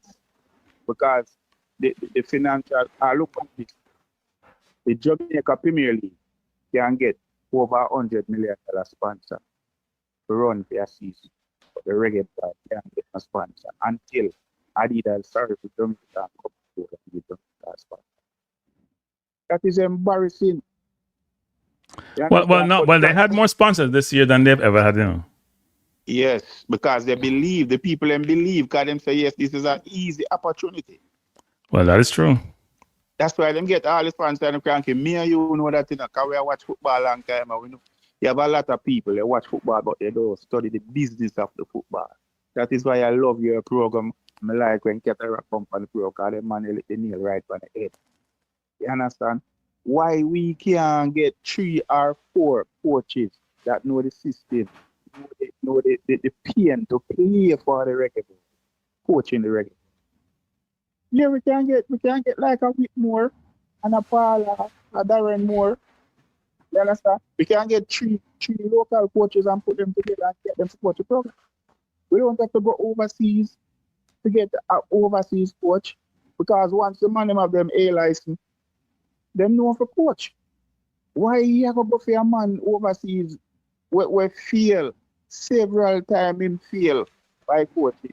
I have a youth in to qualify. You Anyway, me have so much things to say, Grant. I just want to big you up and bless up, get a rock on the program. Yeah, man. Thanks for the call. Bless up yourself. Yeah, man. Appreciate the call. I'll say a couple of things. One is this, which is whoever's coaching Jamaica's football team, I'm supporting Jamaica football team, is not necessarily supporting the purse, right? Because we love Jamaica football, and we can't just stay on the sidelines watch a football and not be involved in some way, shape, or form. We may not be able to influence decisions, we may not be able to affect decisions, but at minimum we can support the team, right? Because about the team is not about any individual per se. And the kids who sacrifice to play for the country, local or international, who are part of the process, they aspire to play for the Reggae Boyz. Everybody want to play international football, no people. It's a very few who get to do it, you know. Everybody, and you hear some people like Brazil and them sacrifice everything to play for the national team. And I sacrifice them club career. They not care because the national pride is everything. And we can't say, oh, we're going to boycott because we don't like this. Yeah, we don't like it. We may push against it. But when it's done. You move on. Because you can't change it. It is what it is. And Cataract, you know this more than anybody else because you are involved in trying to replace the current administration. The electoral process is flawed. No, it's corrupt. Well, I don't use the word corrupt. I'm going to say it's flawed. I'm going to say that if you have a voter list that the opponent receives on the day of the election morning, but again, One second, caller. I'm going to respond to the previous caller. Said he probably hit the nail on the head. And when you finish with this caller, we can talk about some of the systemic reasons why I think where Jamaica went wrong. And I'm going to start with that number 6 role that he spoke about. Go on, caller. Go on. Night caller. Welcome to Kranky Live. Yeah, man. Kranky. Good night. First thing, are you guys hearing me? Yeah, we can hear you, yeah. Yeah, we're hearing you. Can you hear me now? Yeah, man. So my question is to you, Katara. Now, it's well known that you would have supported or you were a part of Raymond Anderson's slate during the last election, right? Yes, he was. I campaigned. I was not on the slate. I didn't want any position. I gladly play Cataract Zone 7 nights a week, so I didn't want any position. He was a campaign manager. No, I was not the campaign manager. Wayne Thompson from St. Thomas FA was a campaign manager. I was not the campaign manager. All right. I was on the road with the candidate. So you were supportive of Absolutely. Of that side, right? Absolutely. 100%. All right. So the question I have is well, I'm not sure if you can answer because you said that you were not a part of the slate. However, I'm still going to ask a question. So after listening to Mr. Rudolph Speid, I think it was sometime after the election where he was breaking down the different aspects to the voting process in terms of the different pillars, pillar 1, pillar 2, pillar 3, which would speak to the 56 or 57 votes that would have been increased from about 13 or 14. Now, when he broke it down, explaining the number of votes per pillar, and especially the last pillar, which would have had to do with the affiliates or the associates, right? My question is, which would be posed to the side that would have been going against Mr. Speid, right? Which you were supportive of. And yes, FIFA would have mandated them to have reform in terms of increasing the number of votes from, I said, 13 or 14 to 56, because it's something that's good because you want to get as much persons involved in the voting process, right? So the question I have is why wasn't it highlighted, or was there any pushback from Raymond Anderson's side where it would speak to one particular party garnering a set number of votes in different pillars? So, for example, Mr. Speid at the time would have been able to garner votes in pillar 2 from having the top male team and the top female team, right? At the point in time. In addition to that, you move over to pillar 3. The coaching association that was eventually recognized was one that he would have instituted, and I think Andrew Peart at the time would have been the head of that institution, as opposed to one that was already there, which was headed by Vin Blaine. Right? So my question is, why wasn't there any, or if there was any pushback from Mr. Anderson's side in regards to excluding one person from garnering, X amount of votes in different pillars, because that would mitigate against one person or one side manipulating the whole voting process. All right. So let me answer you, bro. Let me see if I get the question correctly. The campaign team of Mr. Raymond Anderson wrote numerous communiques to Caribbean Football Union, CFU, CONCACAF, and to FIFA about irregularities in putting together the voters list.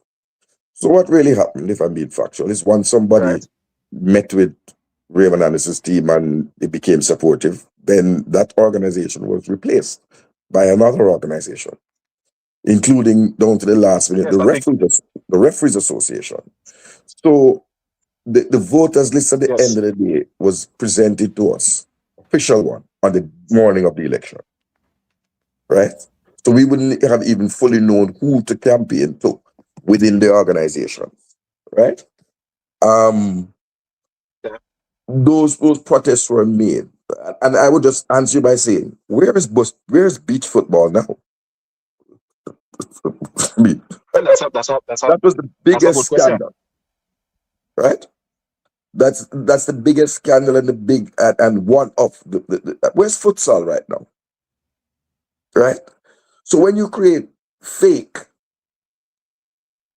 or paper organizations so that person supportive of the administration, and as Mr. Speid proudly said at the time, he never broke any rules, he just bent them over like a black, right? But he didn't break them, he bent them. Wonderful. This is what you get. But one thing I can say about me and Kranky will notice, we have mended fences in here. I stand for something, so I don't fall for everything. And Cataract, stood for 7 days outside of the GFF. Me, one on God, and a TVJ reporter, the rest of them normally fight against, came and video me with a sign. I paid for it, 25,000 Jamaican dollars for the banner. Speed out. And man laughed after me, right? No man want to go protest Speed out. Now come to me. Because I'm going to tell them. So what you have to wait for now is that you have to wait for the next opportunity that there's a democratic election due for the GFF, which was another 2 years you have to wait. But Cataract, from what you're saying then, and Stefan, from the good question, Stefan, and from what you're saying, Cataract, you may never have what you call a fair election. It's like in the US, for example, where they're trying to change the voting process, satisfy one party, right? Manipulate the process. You may never have a fair voting process. But at the end of the day, at the end of the day, for example, the JFF is mandated to provide accommodation and a per diem for all the 56 persons who are voting, right? A budget is in there and it's part of the Constitution.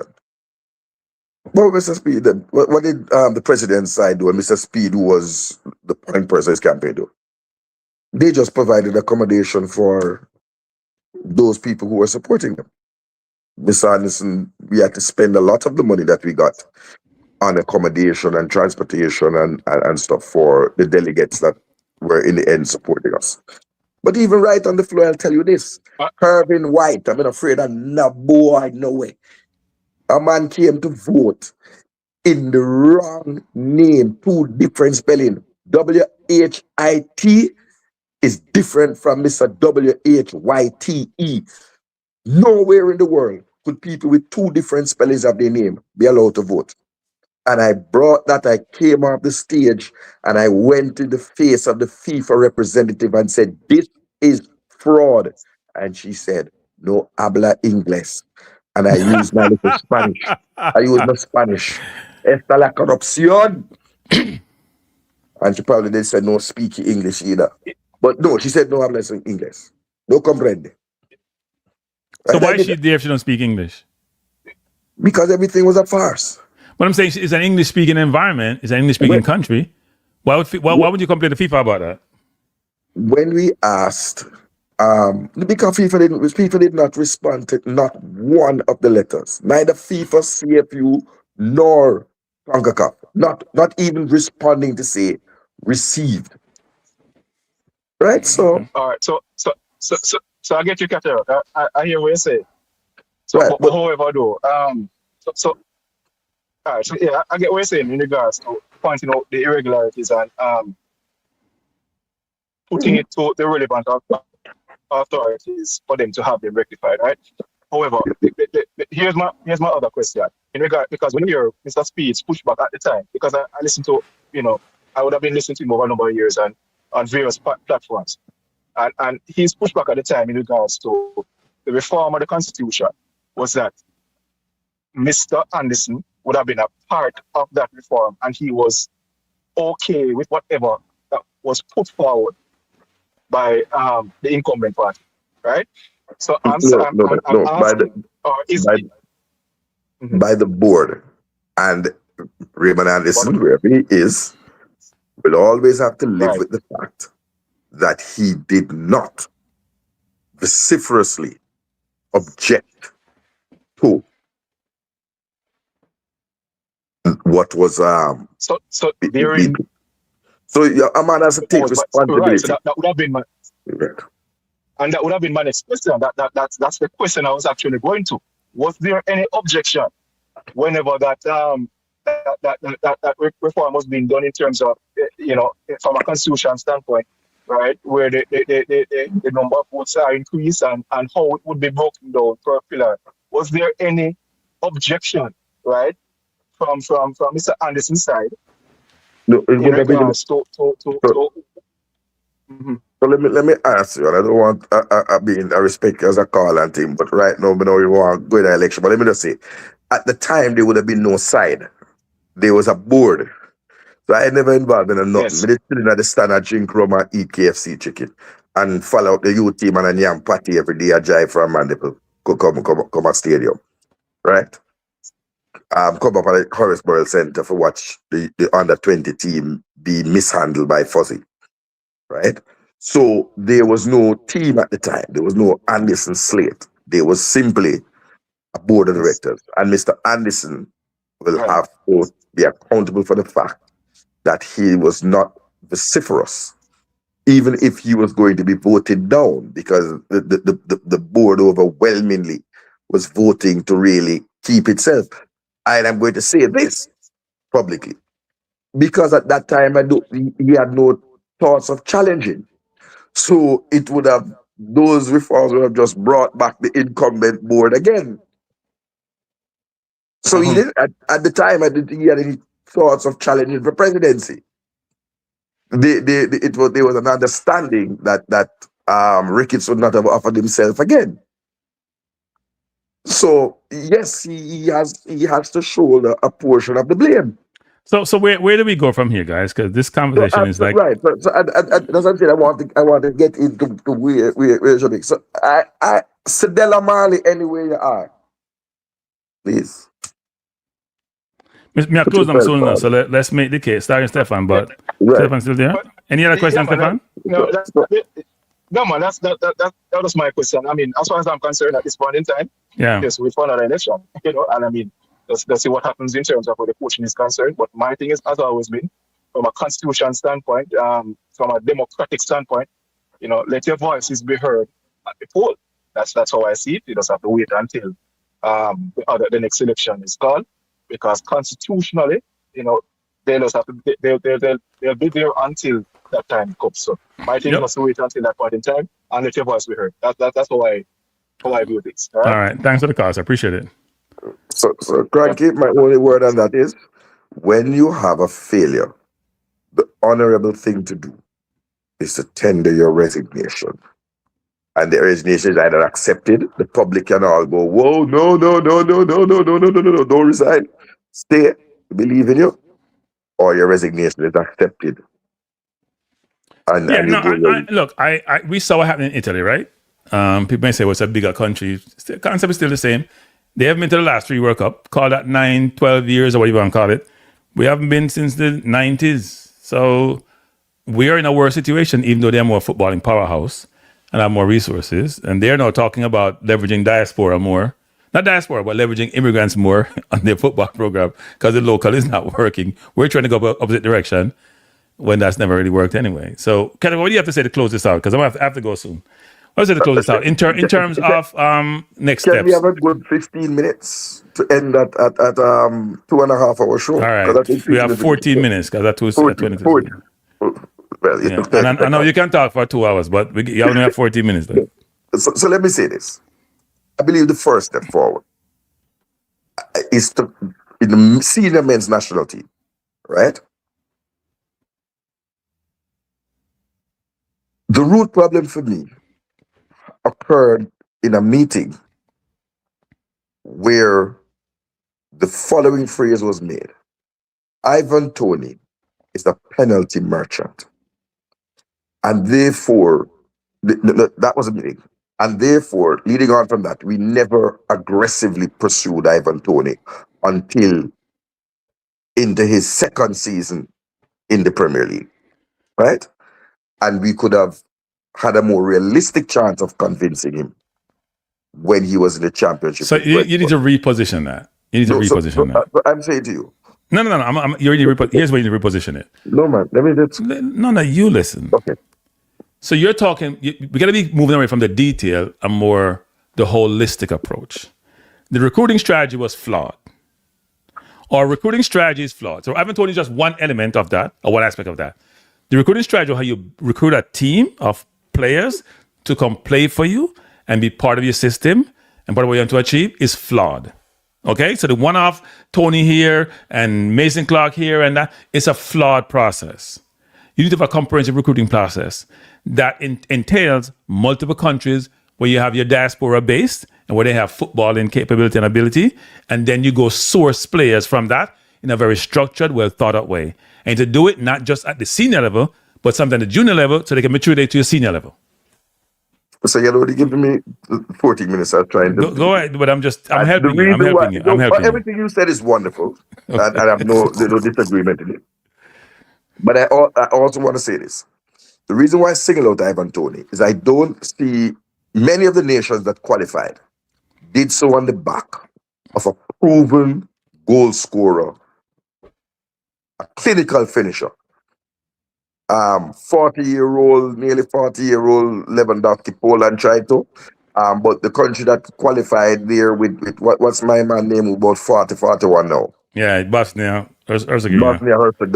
With right? Yeah. What's his name? I don't want to. Sesko. Dzeko. Sorry. Yeah. Formerly of Manu. Not Sesko. Sesko of Manu. Dzeko. Yeah. Right. Dzeko. Man City. Eldin Dzeko. Yeah. We do not have a clinical finisher, and have not had one since Luton Shelton. Is it Luton or is it what's his name from the UK? Who? That played in the World Cup qualifiers, the bad boy. Who, Andre Gray? No, he scored 3 in Latin America in a game. Who did we beat? Yeah, man, but anyway, keep going. Marlon King? Yes. But Luton Shelton is a Jamaica's top goal scorer, yeah. Top goal scorer. No, his career extended past Marlon King's. That's why I said he's the last. Okay. So I believe the first thing that you would identify is here finding and locating a clinical 20 goal a season type. That's what they're called.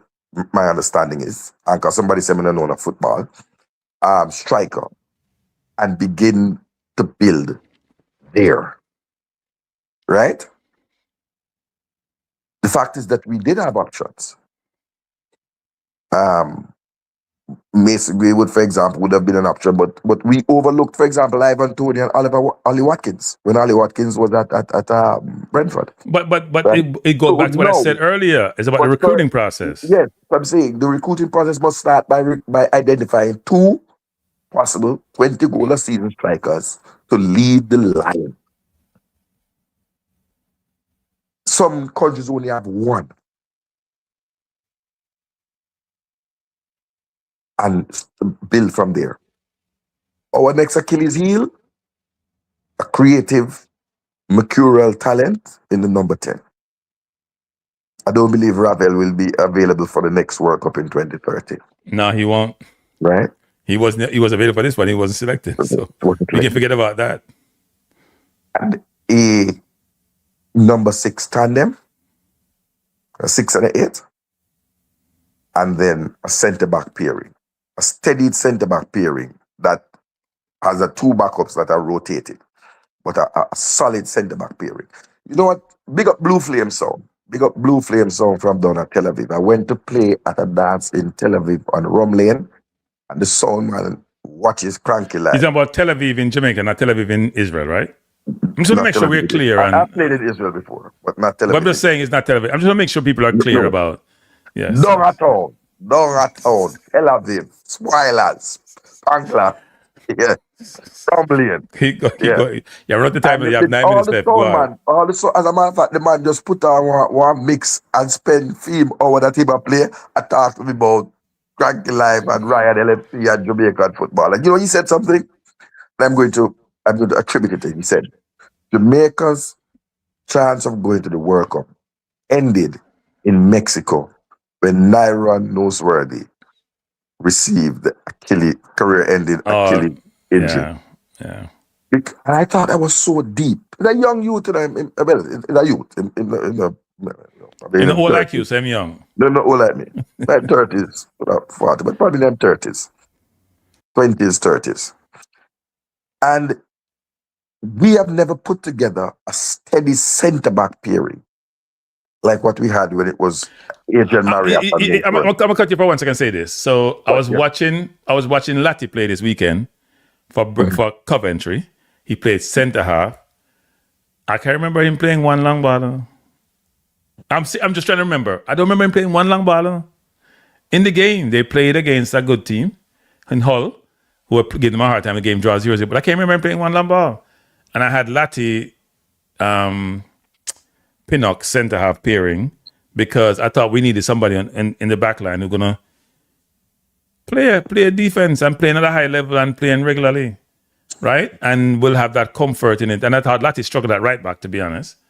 So I thought, would I put Free at right back and Latti at centre half? So I think Rudolph missed that trick in that, actually. I think he missed that trick in a number of areas, especially right wing, right centre half. And people will say him go again with locally born players. But it's a fact. I thought he missed the trick. But anyway, keep going. The second one I would say, after the failure to get a number 9, was the length of time it took to find a replacement for Anthony Grant. The gap between Anthony Grant being snubbed and blacklisted from the Reggae Boyz to when Isaac Hayden came in. So there was not a proper transition in the center of the park. We did all kind of nonsense. At one time, I stopped counting at 15. Right. So we had 5 coaches in 5 years. I would think we had 15. Yeah, but the CDM role is a problem for Jamaica, even in the diaspora. We can't point to another really good 6. So Jamaica, you have limited and none. And in England, there aren't too many people of heritage players in England who are playing the 6 really well, who we could source. There isn't. With somebody came to me, I said, I don't know.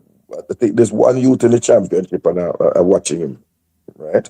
But there was a time when we started in 2021, 2022, when we were 2022,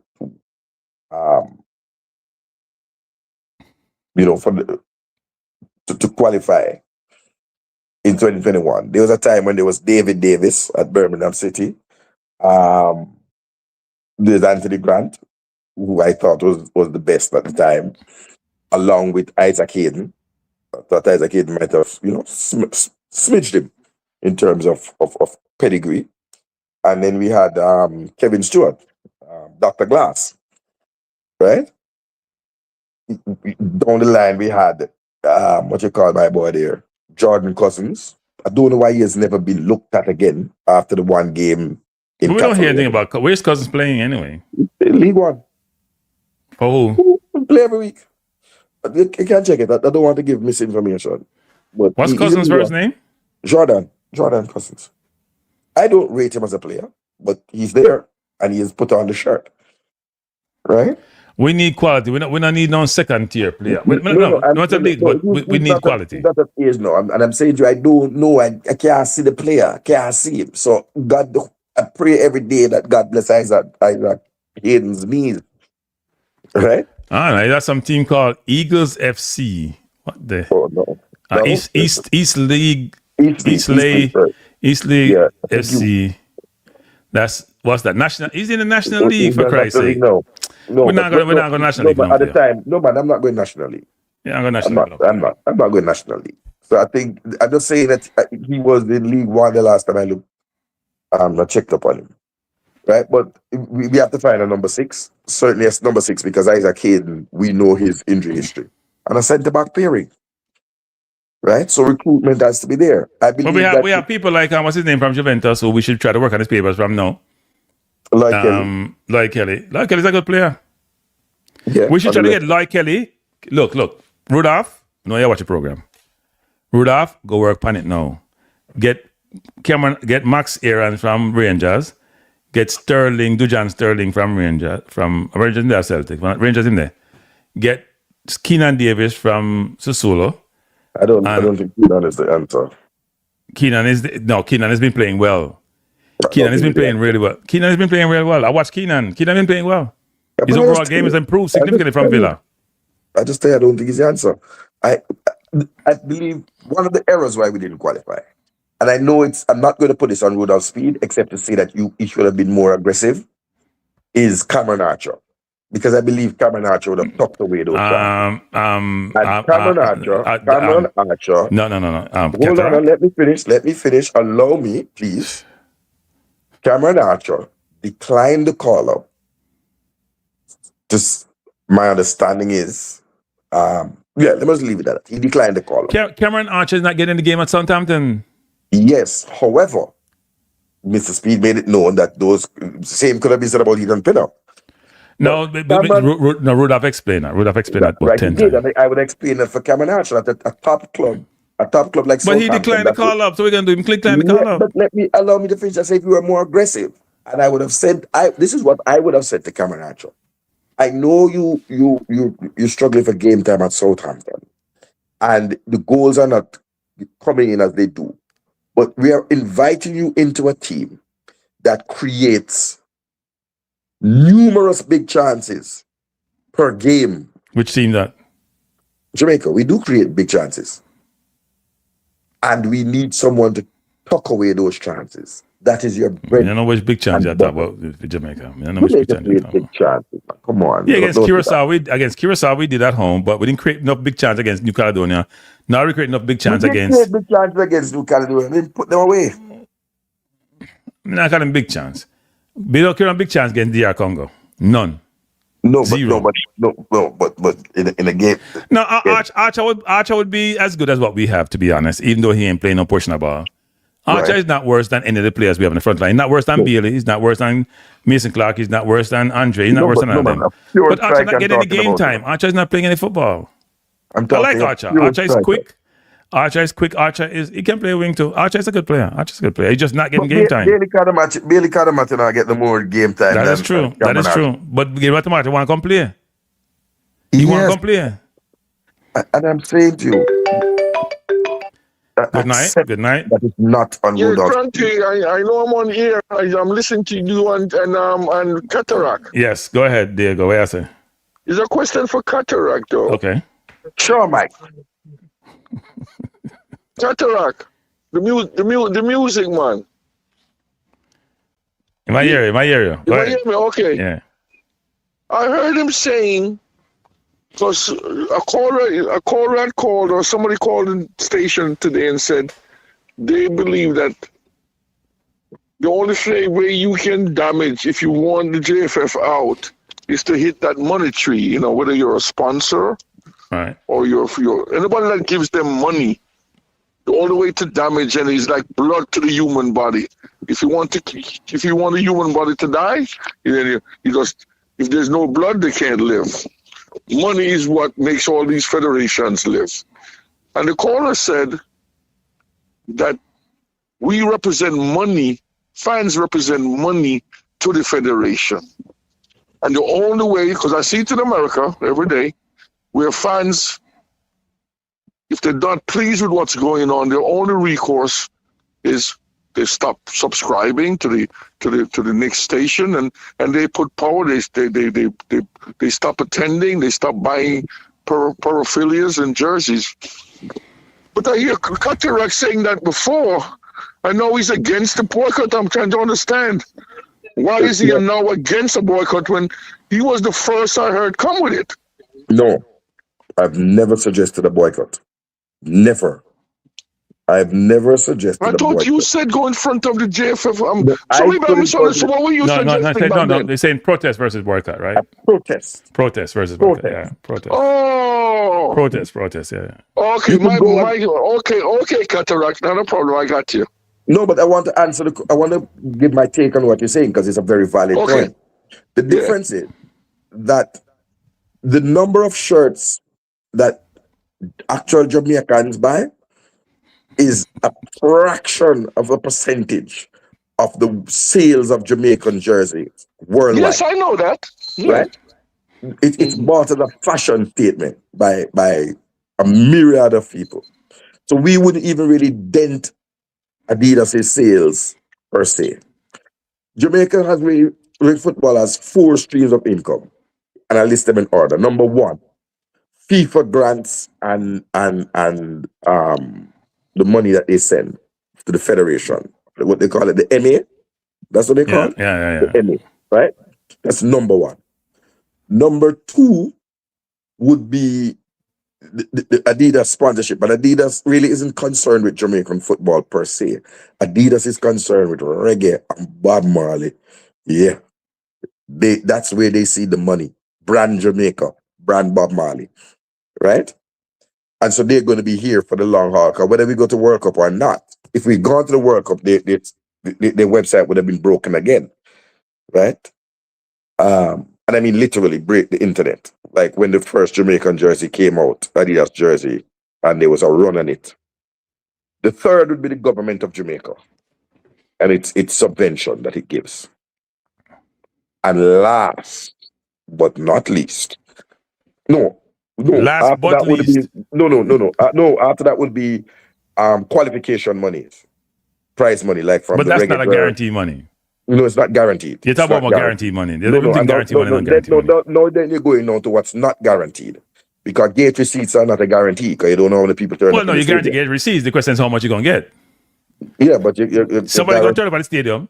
Yeah, you guarantee. Give me a chance, guys, please. Go ahead. So give me a chance. Fans at tickets, fans attendance at the game, the gate receipts is probably the least. It is the least. Yeah, it is the least. Revenue streams. Yeah, man. But I pretty much think most people know that. Cataract. The argument was though, even then, no, I don't think the JFF or the players or the JFF want to see an empty stadium in Jamaica. So I think that if they want to do it, it's not going to, as you say, bend them or bend the JFF financially. But I don't think any stadium, I hear the NBA players and I hear all the American players, nobody wants to see an empty stadium. So that would be an embarrassment, though. It's bad for TV, but we have been playing in front of an empty stadium for years now. It's the last time the stadium was full and packed was the debacle against South. And I think it'll be years. I don't think that stadium will be full I again think until fans 2030. were coming up before Curacao. Fans came out for the Guatemala game because I was there. Mainly in grandstand, but fans came out. Yeah, for the Guatemala game, we beat Guatemala 3-0. Yeah, but Fans it wasn't came full. out. It I wasn't think that would full. have It been wasn't full. It wasn't full. about 20,000, if I recall. Yeah, it was a good turnout. It was a good turnout. But It was a I'm good talking turnout. a packed arena, Yeah. a packed stadium, and I don't expect to see a full stadium again for football until 2029, when we're trying to qualify for 2030 or 2030. Well, it's really my mistake, Cataract. I thought on another show, I guess I misunderstood you. I thought you were supporting a boycott. That's why I was puzzled when you said you were against it. So, but you cleared it up. Yeah, man. Respect you, man. We all human beings, you know. But I said you raised a good point. You allow me to clarify some things, and I just think that, listen, if fans feel clearly about Mr. Speid, and if you're gonna stand up outside, where's Adidas headquarters? Go stand up outside of Adidas big thing. Is it in Chicago or New York? They have a big flagship store. Let's stand up in front of there and say Rudolph Speid out. No to the JFF. And I bet you after 2 days, Adidas call them and ask them what's going on in front of our store. Some people just think you're a madman because I know Speid is, but that's another story. Mr. Speid said you have to call his name along with Pep.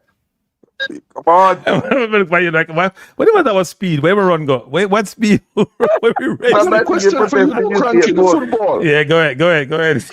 Who was the backup number 9 that was in the squad? I must be Jamalo and Fuller back the way. There are 2. Jamalo and Fuller were the backup. Fuller wasn't in the 23 on the bench. No, but I'm saying the squad. In the 23. No, you said the squad. You said the 23. Yeah, but no, but Fuller changed on the squad? No local players changed. No local players changed. No. Right. No. So if it's puzzling me if Jamalo came on about 10-11 minutes in the first game against Caledonia. Yes. Yeah. Why didn't he not get a game as the backup number 9 in the second game? I don't think they were impressed with his cameo. No, and he looked like he was running. He looked like he was running like Al Gray. He was running in mud. He was running in mud. No, that makes sense to you, Kranky. If he's your backup number 9, and a game in like Caledonia 11 minutes. That's the reason why he didn't play him in the second game? I don't know what the reason was, but I assume, look, he mentioned that he had 4 mandatory changes because of players being cramping up. Which is a lie. No, that's not a lie. Yes, it is. I think there were 3 changes because of cramps. Yes, and one of them is a damn lie. But the player told you it's good. Which player? Which one was that? I can't do that. My understanding, they had planned to change Bobby Reed. And Bobby Reed wasn't a cramp, but there were 3 were cramps. I know Hayden. I told somebody said Hayden say he could have continued. That's what I was told. There's a player, I'm not calling any name, that said, "Let me die out here." Okay, but they didn't want to die, so they saved him. Let him die out here. So it made sense to you. Are you saying it made sense to you then, Kranky, that No, number 9? Look, a lot didn't make sense. The biggest not make sense is Leon Bailey staying on the field. No, man, hold on, Kranky. I'm being specific. No, if you brought Jamal Lowe to be back of Federer, no, it should be. I'm just asking if it makes sense to you. That's all. Jamal Lowe. No. Jamal Lowe to me wasn't. He looked like he wasn't. He didn't run well to me when he's not the 12-11 minutes. But you can't judge somebody when 12-11 minutes, right? That's what I'm saying. Yeah, you can't judge the number 9 in a game like that for 12 minutes, you know? Yeah. But caller, I have a different viewpoint. I don't understand why, with 10 minutes to go and penalty kicks looming, you wouldn't have brought on Jamal Lowe, who would have been a penalty kick taker for me. I would have been comfortable with Jamal Lowe taking penalty kicks. He shoots well, and he has weaknesses in other areas of his game, right? But I think they want to get Cephas on the field, and they didn't want to take out Bailey for God knows, I don't know why. No, but you could not be telling me that somebody thought it would have been a good idea for Leon Bailey to kick a penalty for Jamaica. It wasn't a good idea for Leon Bailey to be in the damn field. Like think about it this way. Look, I showed somebody Campbell's stats today and Bailey's stats. They're not comparative. Bailey's stats are the worst I've ever seen in a football game, period. Campbell was 2 and 3 of dribble. Bailey was like 1 of 7 or 1 of 6. 1 of 7 of crosses. Campbell was 2 of 3 and Cross. Like it's ridiculous when you look at the stats as to why Campbell came off and Bader didn't come off. And secondly, I had no problem with FIFA playing center forward like some people, you know. But the balls weren't getting to the destination. So that's why it didn't really work, because King just kicked with the people in ball. Kick the ball throughout the whole game, just keep kicking the ball away. And he still remained on the field. I was Here's told the that biggest thing that makes no sense to me now, Kranky, and then I'm going to leave you. Okay. Where I'm so upset. Whisper. I saw Whisper coming on, one of your most impactful player in the little time that he got. You don't select Whisper, and the reason is he doesn't clock enough minutes at Leicester City in Championship. You say you select Pinnock because Pinnock, even though he doesn't clock enough minutes, is playing at the highest level. Now, you select some Premier League players over Whisper, and they're playing at a much way lower level than Whisper. Championship is a top 6 league. It makes no common sense to me, so maybe you guys can explain it. we cannot. I'm going to answer for Kranky. I am going to answer for Kranky, the big man, but never answer for him. We cannot. And let me tell you, I listened to Mr. Speed's interview. Mr. Speed take some people for idiot and jackass, you know. Let me tell you something. You can't want to go on some program and bad up some people, you know, and puff up your little chest, you know. You are a coaching midget. Your coaching No skills name calling, Kranky. No name calling. no, I'm gonna call him. magical, meaning they're short. You're short on coaching skills. So let me tell you what. A man asked a question and said, why were 15 of the players who were in the played against Curacao, why were they left out of this squad when you were looking to build this squad? And Mr. Speed's response was that he was not accountable or response for what happened in November. Now, what kind of stupid answer that is? The people want to know why particular players were overlooked. And I will give you one. We would have needed a goal at some point to qualify. As a matter of fact, we'd have needed 2 goals to qualify outright without going to penalties. I don't see why, and I would want an explanation. My question would be, our probably highest scoring midfielder is John Russell. Why, even though he was not available for the New Caledonia game, I don't see why John Russell wouldn't have been included in the squad, knowing that we would have needed a goal at some point against DR Congo, unless we were going to pens. It doesn't make sense to me.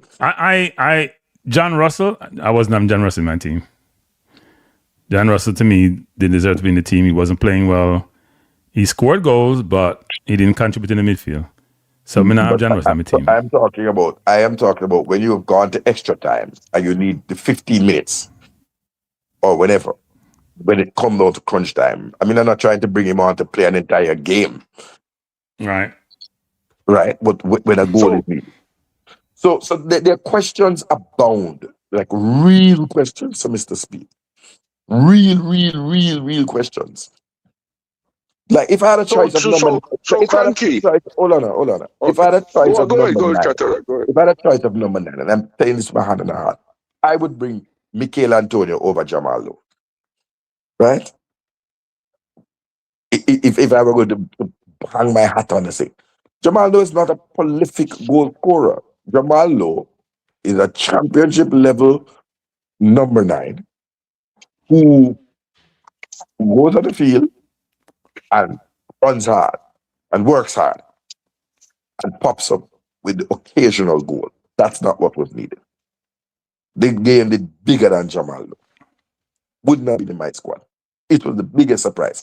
Now, if all you're doing and your A-licensed coach is doing is going through what I call it, wise scout or transfer market, whatever it is, and looking to see who played the most minutes, that's what it seems to be. That's what the whole coaching is. It's not who would fit into this system or these are the horses for courses. That didn't seem to count for diddly squat. Because at some point you must have known that New Caledonia were going to set up in a low block, or that DR Congo is a team that sets up in a block and wait to counter you. So you would have needed a player like Ravel Morrison to unlock the game with a moment of football genius. So for me, Ravel Morrison picked himself in the squad. But did Ravel Morrison satisfy the criteria? Remember, he has a criteria. Yeah. You know? Well, the performance one, no. No, the performance one, suppose in terms of running, in terms of distance covered, no. But I didn't really care because I don't think some of the people satisfied it. Well, I tell you, I can just picture the game now, looking back and seeing Whisper warming up for those half an hour. Whisper warming up for those half an hour, and the value that he showed. Who was he? Who was he going in the game for? No, I don't know in terms of who's going to game for. They said everybody was tired. So, Bailey, definitely, yeah. Bailey would have made sense because Bailey was pretty much done in the overtime. He was done in the first half. Well, I wouldn't go so far, but. Well, I would go so far. I would probably say he was done in the warm-up. So I'm gonna get beaten for this. I think I know who Congo's best player with, and it was not a Congo player. Congo's best player was not a Congo player. Bailey? Yeah, it was Congo. It was Bailey. He's probably going to get a national award from Congo because he gave the ball to them so often. So you blame the coach. So you blame the coach again for not taking him out. Oh yeah, definitely. That's a no-brainer. That's a no-brainer. That's a no-brainer. That's a no-brainer. Seriously. So I don't support, but I have to tell you though, I saw a poll done somewhere where it's only like 55 to 45%. 45% of the people. I don't know if this is the JFF bot and the whole staff and everybody who want a free jersey. But people are supporting this idea of Speed and the local coach. That we must go local. And the foreign man, them fail.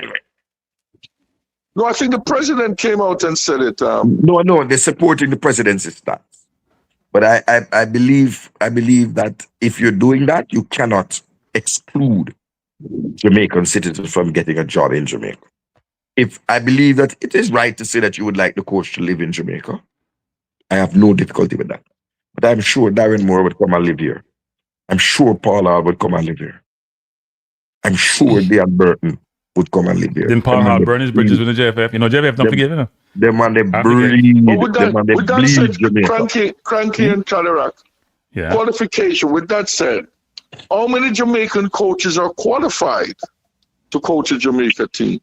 Tapa alone. And Miguel No, based on certification. No. I'm not talking about the experience part that Kranky mentioned. I'm talking about the paper part, doctor. No, because the requirement is not a pro license until 2030. That's right. So you can use an A license and coach a team. Right. I'm asking you, how many? I think Jamaican Tapa has the A. Doesn't Tapa has the A? I think Tapa has the A. There are about 4 or 5 in Jamaica that have A. I think Speed have the A. Tapa have the A. I'm almost sure Rudolph probably have the A. Coley, Speed, Coley has Pro. Coley is the only Pro. No, but I'm saying to you, there's about 4 or 5. There's about 4 or 5 of them that has A and above that can coach a national team. Right. So let's eliminate Coley then. Who would you choose, Cataract? Theodore. Who would I choose? Tomorrow morning, Darren Moore. No, man, I'm talking about the Jamaicans born. Darren Moore is Jamaican. Well, he said Jamaican. You have the local Jamaican. Thank you. If you're overseas, you're not Jamaican. If you're overseas, you're not Jamaican. Based on their criteria. He's saying Darren Moore. To Ricardo Fuller, if you want Jamaican bad. Give job to Ricardo. No, man. No, the criteria is also they want them to live there. Yes, what I'm saying to you, them man, they will come and live there. Who's Jamaican based? Who's living in Jamaica that are qualified? Living. Now we're going to live it in Jamaica. Because who is living it dead up? Who's living at Mona and you having a serious conversation or what? I am having a serious conversation. I tell you that I'm asking you a question. Theodore No, what he said. Tapa Whitmore. No, but what Yeah, Taylor is no. saying, Diego, that the criteria needs to be changed. He said the No, criteria. me not quick, but him can't change the criteria. I'm not a poem, just a chat. Him can't change criteria. We're talking about No, but what criteria You is set. asked me who I would select. All right, so what's the three? What's the three? Just say it again. I think you just said it. I said Theodore Tapper Whitmore from start from the open moment to the Tapper. No, Yeah, yes. listen. I know that. But all right, forget. I wouldn't go back to Tapper. So we can have opinions. You wouldn't, but I would. Right. So what's the other two now? Is the Kranky? Tell me. Me no want none of them. Cataract. Take the thing for comedy sometime. No, Who's it's not the other that two I then is- don't want none of them. You So think you hold want on, Kranky. Diego. If you keep going at that Hold on, rate, no. right, go on. So Speed is the other one living there. Tapper, who's the third one? Living in Jamaica. You don't know them. Them go on the course. Never follow the Kranky, do you know Kranky? Who's the third one? My understanding that there's about 4 or 5 people who have it. If I'm not mistaken, I think the new technical director probably qualified. Andrew Price. Speed, Oh, Andrew Donzo? Price. No, Who's Andrew Price. Andrew Peart. Andrew Pierre. Okay. Yeah. I think he has. I think Speed has. I think Tapper has. There's about 5 people. I'm not sure if Rudolph Hastin has. He probably does. And there's one more. Okay, so out of the 3, Kranky, Yeah. who would you take now between Speed? But I wouldn't do that though, Diego. I can't do that, Diego. My view is Diego. No, maybe he might be. You guys are afraid to answer questions. No, he's not Okay, afraid to boss. answer question. No, but you guys, you're trying to box me, and I'm not I boxing gotta you. run anyway. All right, Go ahead. No, my point is this: go do a coaching search. Go search for a competent coach. No, I know that. I know. I would do the same thing because I would open up to foreign coaches also. Yeah, I just want to see in terms of locally, who would you guys choose locally? That's all. No. Whitmore. Go back to field. Yeah, cause Speed to field. Yeah, we can't go Speed when we say Speed field. So I contradict myself. We can't go Miguel Cody because I have no international experience. We can't go back to Tapper because Tapper running course. Right? We can't say nobody. We can't do that. We don't understand cataract. You want him to say no rewards failure, but you want reward Tapper. No, but you ask a question. That's what I'm saying to you. You're asking the question until you're going to get. Which of them you're going to select? That Mr. Speed address. All right, cataract. Thanks for clearing up the thing though about the boycott. Yeah. No, but thank you. But I want to say this. So let me be clear to you. Diego, when you hang up, you can listen and Kranky. I cataract, and I said this on the time I was with supporting Raymond. Yeah. Right. This is what I wrote to Mr. Anderson. Part of my condition to support him. I believe that we needed a elite international pro licensed coach. Elite. And I asked, and it wasn't objected to, that my recommendation would have been that on day 1 of the administration, a call be made to one Jose Mourinho, because I believed that that was the international coach that could have taken Jamaica, stand up to even my supported administration, Raymond, because them are the saint, you know, right? And I would say them wouldn't try overrun and thing, but I believe that Jose Mourinho, when I look at all the OYPM. Could you allow me to speak? That day 1, and if he was interested and willing, that I would have gone to Adidas and asked them, out of our future earnings or whatever it is, to sponsor. Your future earnings campaign. I don't want 8 years of contract campaign. What are you talking about? Man, more than 1 year than the whole Adidas contract. No way I was thinking, you're very cheap. I don't know. You know what we should do? We should go after the coach of Coach Canada, the US coach of Coach Canada. People like him to go after. And that's another elite coach. Right? He's a good enough coach. He's doing well with Canada. He's doing really well with Canada. I believe. Well, I'll leave you with this. Yeah, man. We can just look forward now that Speed will be the coach. Yes, that is true. That is done deal. Sign and delivered. Yep. It's sign and delivered. Okay, guys, have a good night. Good Thanks, Diego. Yeah, okay. Salam. Yeah.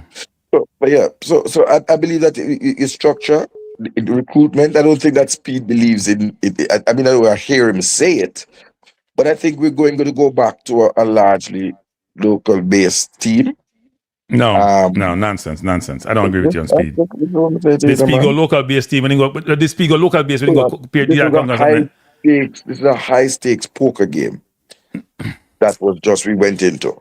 I believe now over the long term they're going to the stances. We don't have any money to fly in no player from England, no overseas. We don't have money, so everything I'm gonna do in Jamaica. So here's what I think would happen, people. Here's a logical thing that would happen. I read between the lines. I think you don't talk for the whole section. Make it 2 seconds now. Lord have mercy. You don't talk for about 2 hours. I'm going to try to explain. You say, no, we can't talk.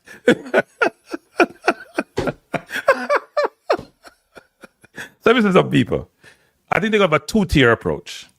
They will try as best as possible to bring as many local players as possible. To search the island for the raw talent out there, which probably hasn't been exposed, and expose the talent internationally.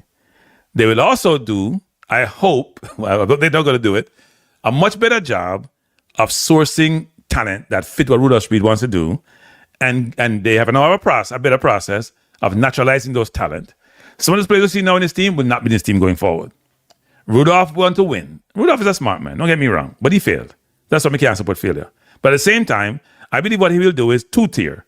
A lot of local players, a lot of local games, the local matches. 1 is to get him international experience, and 2, to get the players experience and identify those talent that are out there. You say, you know what? They can be a difference maker. There's some of them out there. They're just hidden and need to be nurtured, just like what Simonis did. And then overseas to say, you know what? Can we get a better recruiting process? Because no, he's involved in them. Before he wasn't involved. You guys don't realize that. Rudolph didn't give a damn before. Rudolph just do him thing when they do him, then get involved at all. Now he's involved is a different construct. You see what he did last time? He recruited about 5 players, 3 came, and then get naturalized in no time. So I'm going to naturalize as many as he can that satisfy what I'm trying to do, and bring them in, and we'll have a cohesive unit. That's my view. The floor is yours, Cataract. You know. No. I wasn't going to be lengthy. Can I remember what I was going to say? We said 15 minutes, and now it was half a while. But go on, 3 more minutes. Look here. I wish Jamaica the best, right? But I'm just telling you, I believe it's going to be, they're going to use the excuse of the fundamental belief that the players are here in Jamaica and then just need a boss. Because they're not even concerned with the players who have left, who have become professionals throughout Europe and across the United States. They're not interested in. They don't have a mechanism to track them. It's not that they're not interested. They haven't put together a mechanism to track them. So here's the thing, Nations League coming up at the end of this year, right? They're going to England to play in Unity Cup. Then Nations, and they're going to play a lot of English players over there because they say cost is important. Then they're going to have Nations League coming up. They got to have the best team for Nations League, and Nations League means money. If you go to the semifinal and final, where you get $500,000 or whatever the number is, it's big money. For them anyway. It's not 12 million, but it's big money. It's not important when it comes to flying from Jamaica, because apparently when you fly from Jamaica to England, you pay $100 for the ticket. But when you fly from England to Jamaica, you pay $1,500. Well, they probably them economy versus business class, and that's probably but the difference. They can load up local players and go England. That's what they did. But so let me also stick this in. I believe we need to have an annual match against Catalonia. What's the other team? There were 2 teams in Spain that are not recognized. I don't know about the Barcelona people, the Catalonia people. No, Catalonia can play, and they're always looking for teams to play. They play Cuba, they play Venezuela. Okay. Because it's a political thing, right? But in that game, you can play teams that you can utilize the players who don't have a passport yet. My view on that's a little bit different, though. I think the Catalonia game is one you play to build relationship with people from Barcelona to allow you to get access to their coaching and their methodology. But it's not really Barcelona. No, I know it's not Barcelona, but Catalonia, Barcelona. Yeah, Catalonia, Barcelona. No, man, there are 3 clubs there, man. There are 3 clubs. No, I know, but I'm saying Catalonia, Barcelona. We know that work. We understand that. I think they're the most influential club in that arena. I believe it's the other club that you would get the relationship with. I don't think Barcelona is in a relationship with Jamaica. But the other club get their two No, of no, them, but I'm man. saying you get access to The that one with the environment and actual then you get stadium that they introductions, play in. right? No, but I'm saying actual it's not about that. You get access to that environment, then you can figure out a way to get access to those people. Because the Catalonians must have that access, whatever they want to play as a country. That's how it works. You're trying to get access to Barcelona to then leverage their ability, their people. Like they're doing Independiente in Ecuador does that. Bring over Barcelona coaches. That's why they sell so much players. So yeah, people can coach midfielders. Anyway, Cataract, we're done. 11 o'clock. Yeah, man. Yeah, done. But Thanks for coming big on, up on Cataract. the Appreciate show. it, sir. No to speed. Yes, the cataract. By the way, Yes, people, the before you leave, I'm trying to get to 16 subscribers. So these people who say I can buy things, can heat their art out. I had about 300 and something during the last week. So keep subscribing to the program, people. And do me a favor, hit the like button. Please subscribe. I need about 64, I think, for 16,000. And let them weep and cry as much as they like to cry, like little babies. No, man, let's start no war, man. The war's already started. The war's already started. People support each other. Support each other. Let them cry. Thursday night, down at Rum Lane, Stone Love and Cataract. We don't believe in rum, people. We don't drink. It's Rum Lane. Last Street then. It's the corner of Rum Lane and Last Street downtown. Stone Love, Cataract. All right. Come on, publish it. Come advertise party. Anyway, thank you, Cataract, for being here. Friday night, York Street in Franklin Town. That's Top Road. Cataract again. That's over there for the east, right? But Stone of Cataract. All right, Cataract. Have a good night, sir. Bless. Good night, everyone. Thanks for being here. All right. I appreciate you being here, everyone. Thanks for being here. Hope you enjoy the program. And please hit the like button. Please hit the subscribe button. As I said, we're trying to get to 16,000. Well, we're trying to get to 20,000 I see on the screen, but we're going to start with 16 first. All right? Peace out, everyone. Have a good night. Bless.